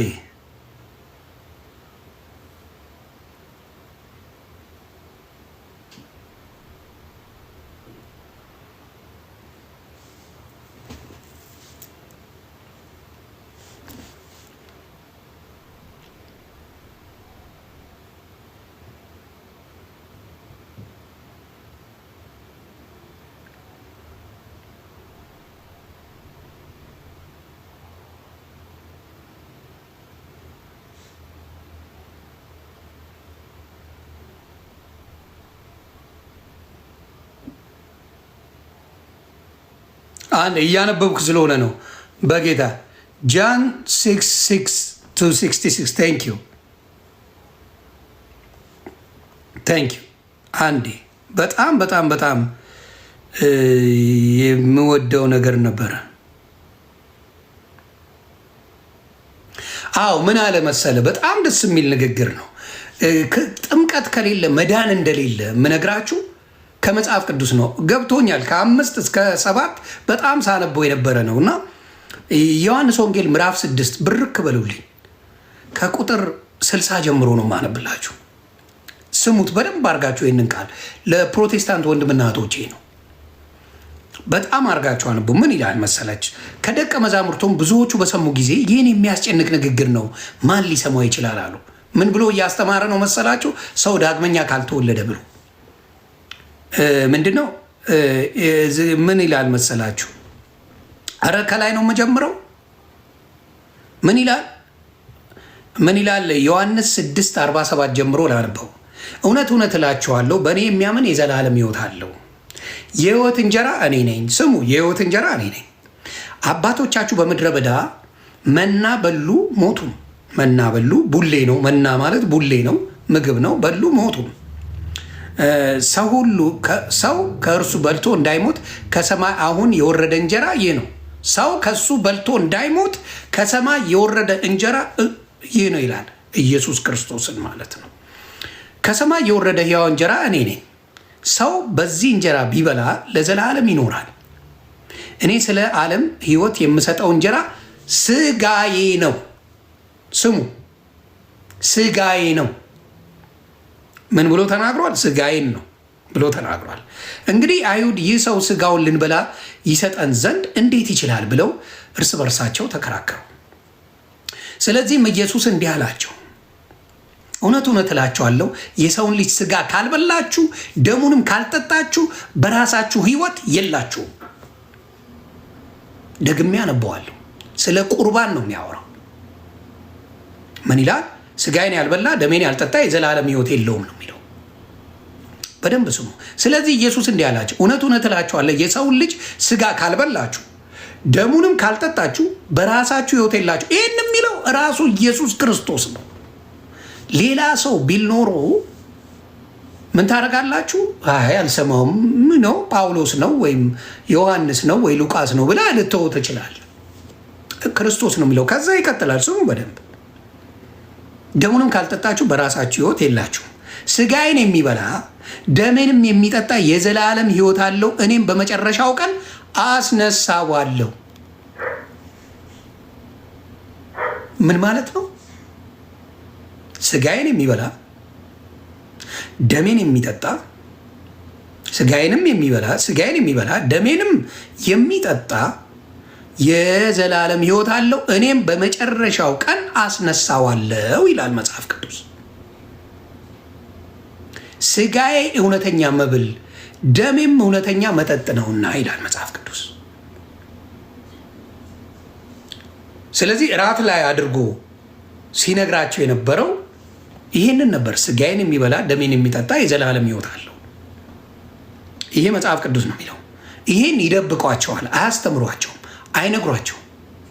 ቁርባን የዘላለም ሕይወት ነው፣ መጽሐፍ ቅዱስ ነው። ዮኒ ማኛ ምንም አድርጎ አያወራም። ከዛ ምን ይላል? ስጋዬን የሚበላ ደሜንም የሚጠጣ የዘላለም ሕይወት አለው፣ እኔም በመጨረሻው ቀን አስነሳዋለሁ።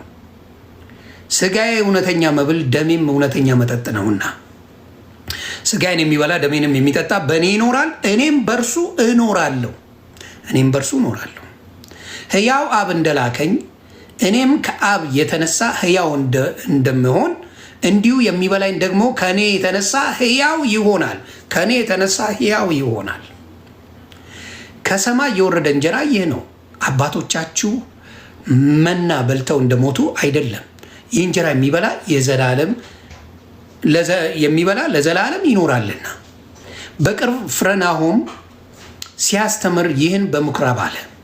ከደቀ መዛሙርቱም ብዙዎቹ በሰሙ ጊዜ የሚያስጨንቅ ንግግር ነው፣ ማን ሊሰማው ይችላል አሉ። ለምን?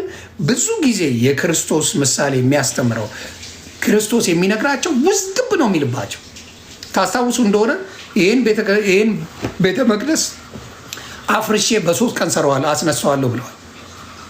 ያንን እነሱ የመሰላቸው 46 ዓመት የፈጀውን ቤተ መቅደሳቸውን ሰባብሮት እንደ አዲስ እሰራዋለሁ ያለ ነው የመሰላቸው። እሱ የሚያወራው ስለ ሕይወት ነው።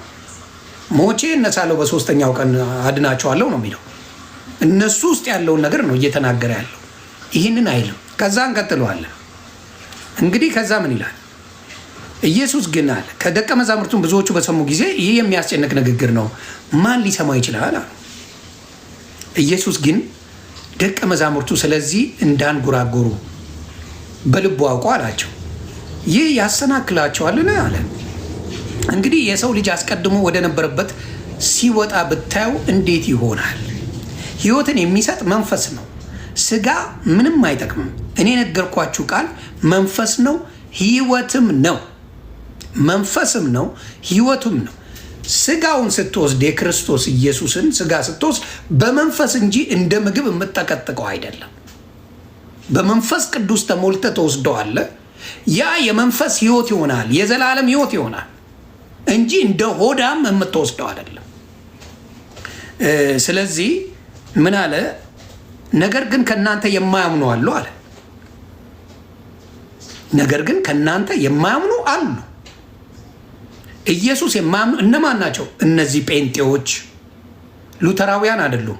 እነዚህ የተመጻደቁት ምንም አያስፈልገንም፣ ጥምቀት ለመዳን አይደለም የሚሉት፣ ቁርባን ለመዳን አይደለም የሚሉ የሚመጻደቁ ሌቦች። ምንድን ነው የሚለው? ነገር ግን ከእናንተ የማያምኑ አሉ። አሁን የሚከራከሩኝ እነሱ ናቸው። ከእናንተ የማያምኑ አሉ። ኢየሱስ የማያምኑትን እነማን እንደሆኑ አሳልፎ የሚሰጠውም ማን እንደሆነ ከመጀመሪያ ያውቅ ነበርና እዛ ውስጥ ሆነ። ከዛ ደግሞም ስለዚህ እላችኋለሁ ከአብ የተሰጠው ካልሆነ ወደ እኔ ሊመጣ የሚችል የለም አለ። አብ ነው ይሄን ነገር ሊሰጥ የሚችል፣ ካልሆነ ወደ እኔ የሚመጣ የለም አለ። ከዚህም የተነሳ ከደቀ መዛሙርቱ ብዙዎቹ ወደ ኋላ ተመለሱ፣ ወደፊትም ከእርሱ ጋር አልሄዱም። አብዛኛዎቹ ጥለው ሄዱ። አብዛኛው ጥለው ሄደዋል። ኢየሱስም ለ12ቱ ከእናንተ ደግሞ ልትሄዱ ትወዳላችሁን አለ። እናንተስ መሄድ ትፈልጋላችሁ አለ። የቀሩት 12ቱ ብቻ ናቸው። በሙሉ ሌሎቹ ሄዱ። ከዛ እኛስ አለ ምን አለ? ስምዖንስ ጌታ ሆይ ወደ ማን እንሄዳለን? አንተም የዘላለም ሕይወት ቃል አለ አለ። ከዛስ እኛስ አንተ ክርስቶስ ሕያው የእግዚአብሔር ልጅ እንደሆንክ አምነናል አውቀናልን ብሎ መለሰለት። ኢየሱስም እኔ እናንተን 12ታችሁን የመረጥኳችሁ አይደለምን? ከእናንተ አንዱ ዲያብሎስ ነው ብሎ መለሰላቸው። ስለ ስምዖንም ልጅ ስለ አስርቆቱ ይሁዳ ተናገረ። ከ12ቱ አንዱ የሆነ አሳልፎ የሰጠው ዘንድ አለውና ይላል። የሚከራከሯቸው አብዛኛውን ስታመጡ በክርስቶስ በሆነው ነገር በሙሉ ይከራከሯቸዋል። ይሄ ነገር ክርስቶስን ከክርስቶስ ጋር ለመዋሃድ ለመኖር የሆናቸው አይሆንም ይላል። መዳን ብቻ አንዴ ተነግሯል። መዳን ብቻ ነው። በወሬ ብቻ ነው መዳን። በነሱ ሌላ ምንም አያስፈልግም። ስራ ጽድቅ ያለ ስራ ዋጋ የለው። ሙጣ ነው። በጽድቅ ካልተመላለስክ ምንም ክርስቶስን ማግኘት እንደማችል እያወቁ ለዚህ ነው በመድረክ ላይ የሚያጭበረብሩት። ለዚህ ነው የሚዘርፉት። ለዚህ ነው ህዝቡን ጥብ አድርገው ምን የመሰሉ ፓንክ የተቆረጡ ጎረምሳ ፓስተር የፈለቀው ገንዘብ አምጣ እያለ በአደባባይ የሚዘርፍ ነው። ማስረጃ ላምጣ? በአደባባይ ገንዘብ ታመጣለህ እኔ እመርቃለሁ የሚል የሌባ ጎማ ማት ያለው ለዛ በእምነት ላይ የተመሰረተ ማንነት የለም። ሂድልበት። ክትፎ ብላ ወደ ቶቶት ክትፎ ሂዳ ላይ ሄድኩኝ። ቶቶት አሁን ቶቶት ክትፎ ስንት ነው እያልኩ ነው ምንደው የለኛ ላይ ያስቁም እና ያኔ ሞባይል ባንኪንግ የለም ምናምን የሌለበት ጊዜ ከዛ ደረስን። ከዛ አንጨርሶ አንድ ክትፎ ሁለት አለኝ። ከዛ በጣም የሚወደ አንድ አገልጋይ አለ ዘይት ሙሉ ግን እሱንም ጠርቼዋለሁ አለኝ። 3 ክትፎ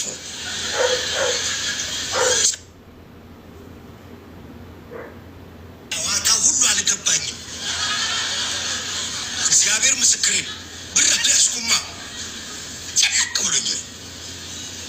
ከዛ ያ የተጋበዘው ሌላ አገልጋይ መጣ። ሲመጣ ነብይን እወዳለሁ ስላየሁ ደስ ብሎኛል። ከዛ በላን። እኔ አንተን ስላገኘሁ እኔን የምከፍለው አለኝ።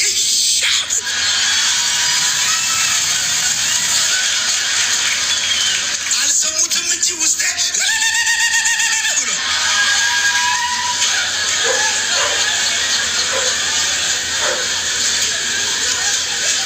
ወንጌል ማለት ይሄ ነው። እንዲህ ሲያስጨንቅ የነበረ ዕዳ ጭንቅ ስትል እንዴት ነው የምከፍለው ስትል የነበረ ዕዳ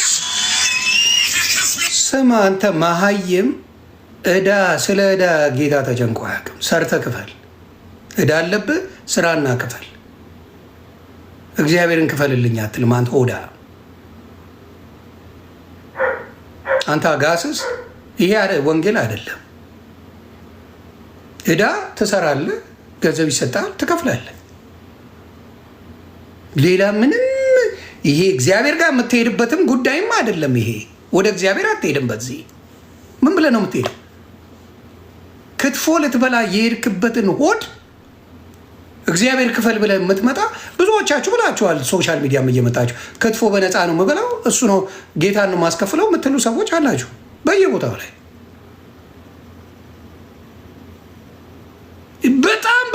በጣም ነብይ ችግኝ ምለዋለ በላይ የሚባለው ለ5 ዓመት ለስላሳና ሚሪንዳና ዳቦ ያበላይ ነበር ክርስቶስ እያለ ይዋሽ ነበር። እና በጣም የሚገርመኝ ነገር ትምህርታቸው ከዚህ የዘለለ ወንጌል የለው። ከዛ አሜን ይላል ወጥቶ። ይሄ ከብት የሆነ ህዝብ ደግሞ ስማው አሜን በቃ ይነሳና አሜን ይላል። ክትፎ ሊበላ ምድረ አጋስስ አሜን እየተነሳ አሜን። ይሄ ወንጌል አይደለም። ክርስቶስ ለነፍስ እንጂ ለስጋ የምትሰብከው አምላክ አይደለም።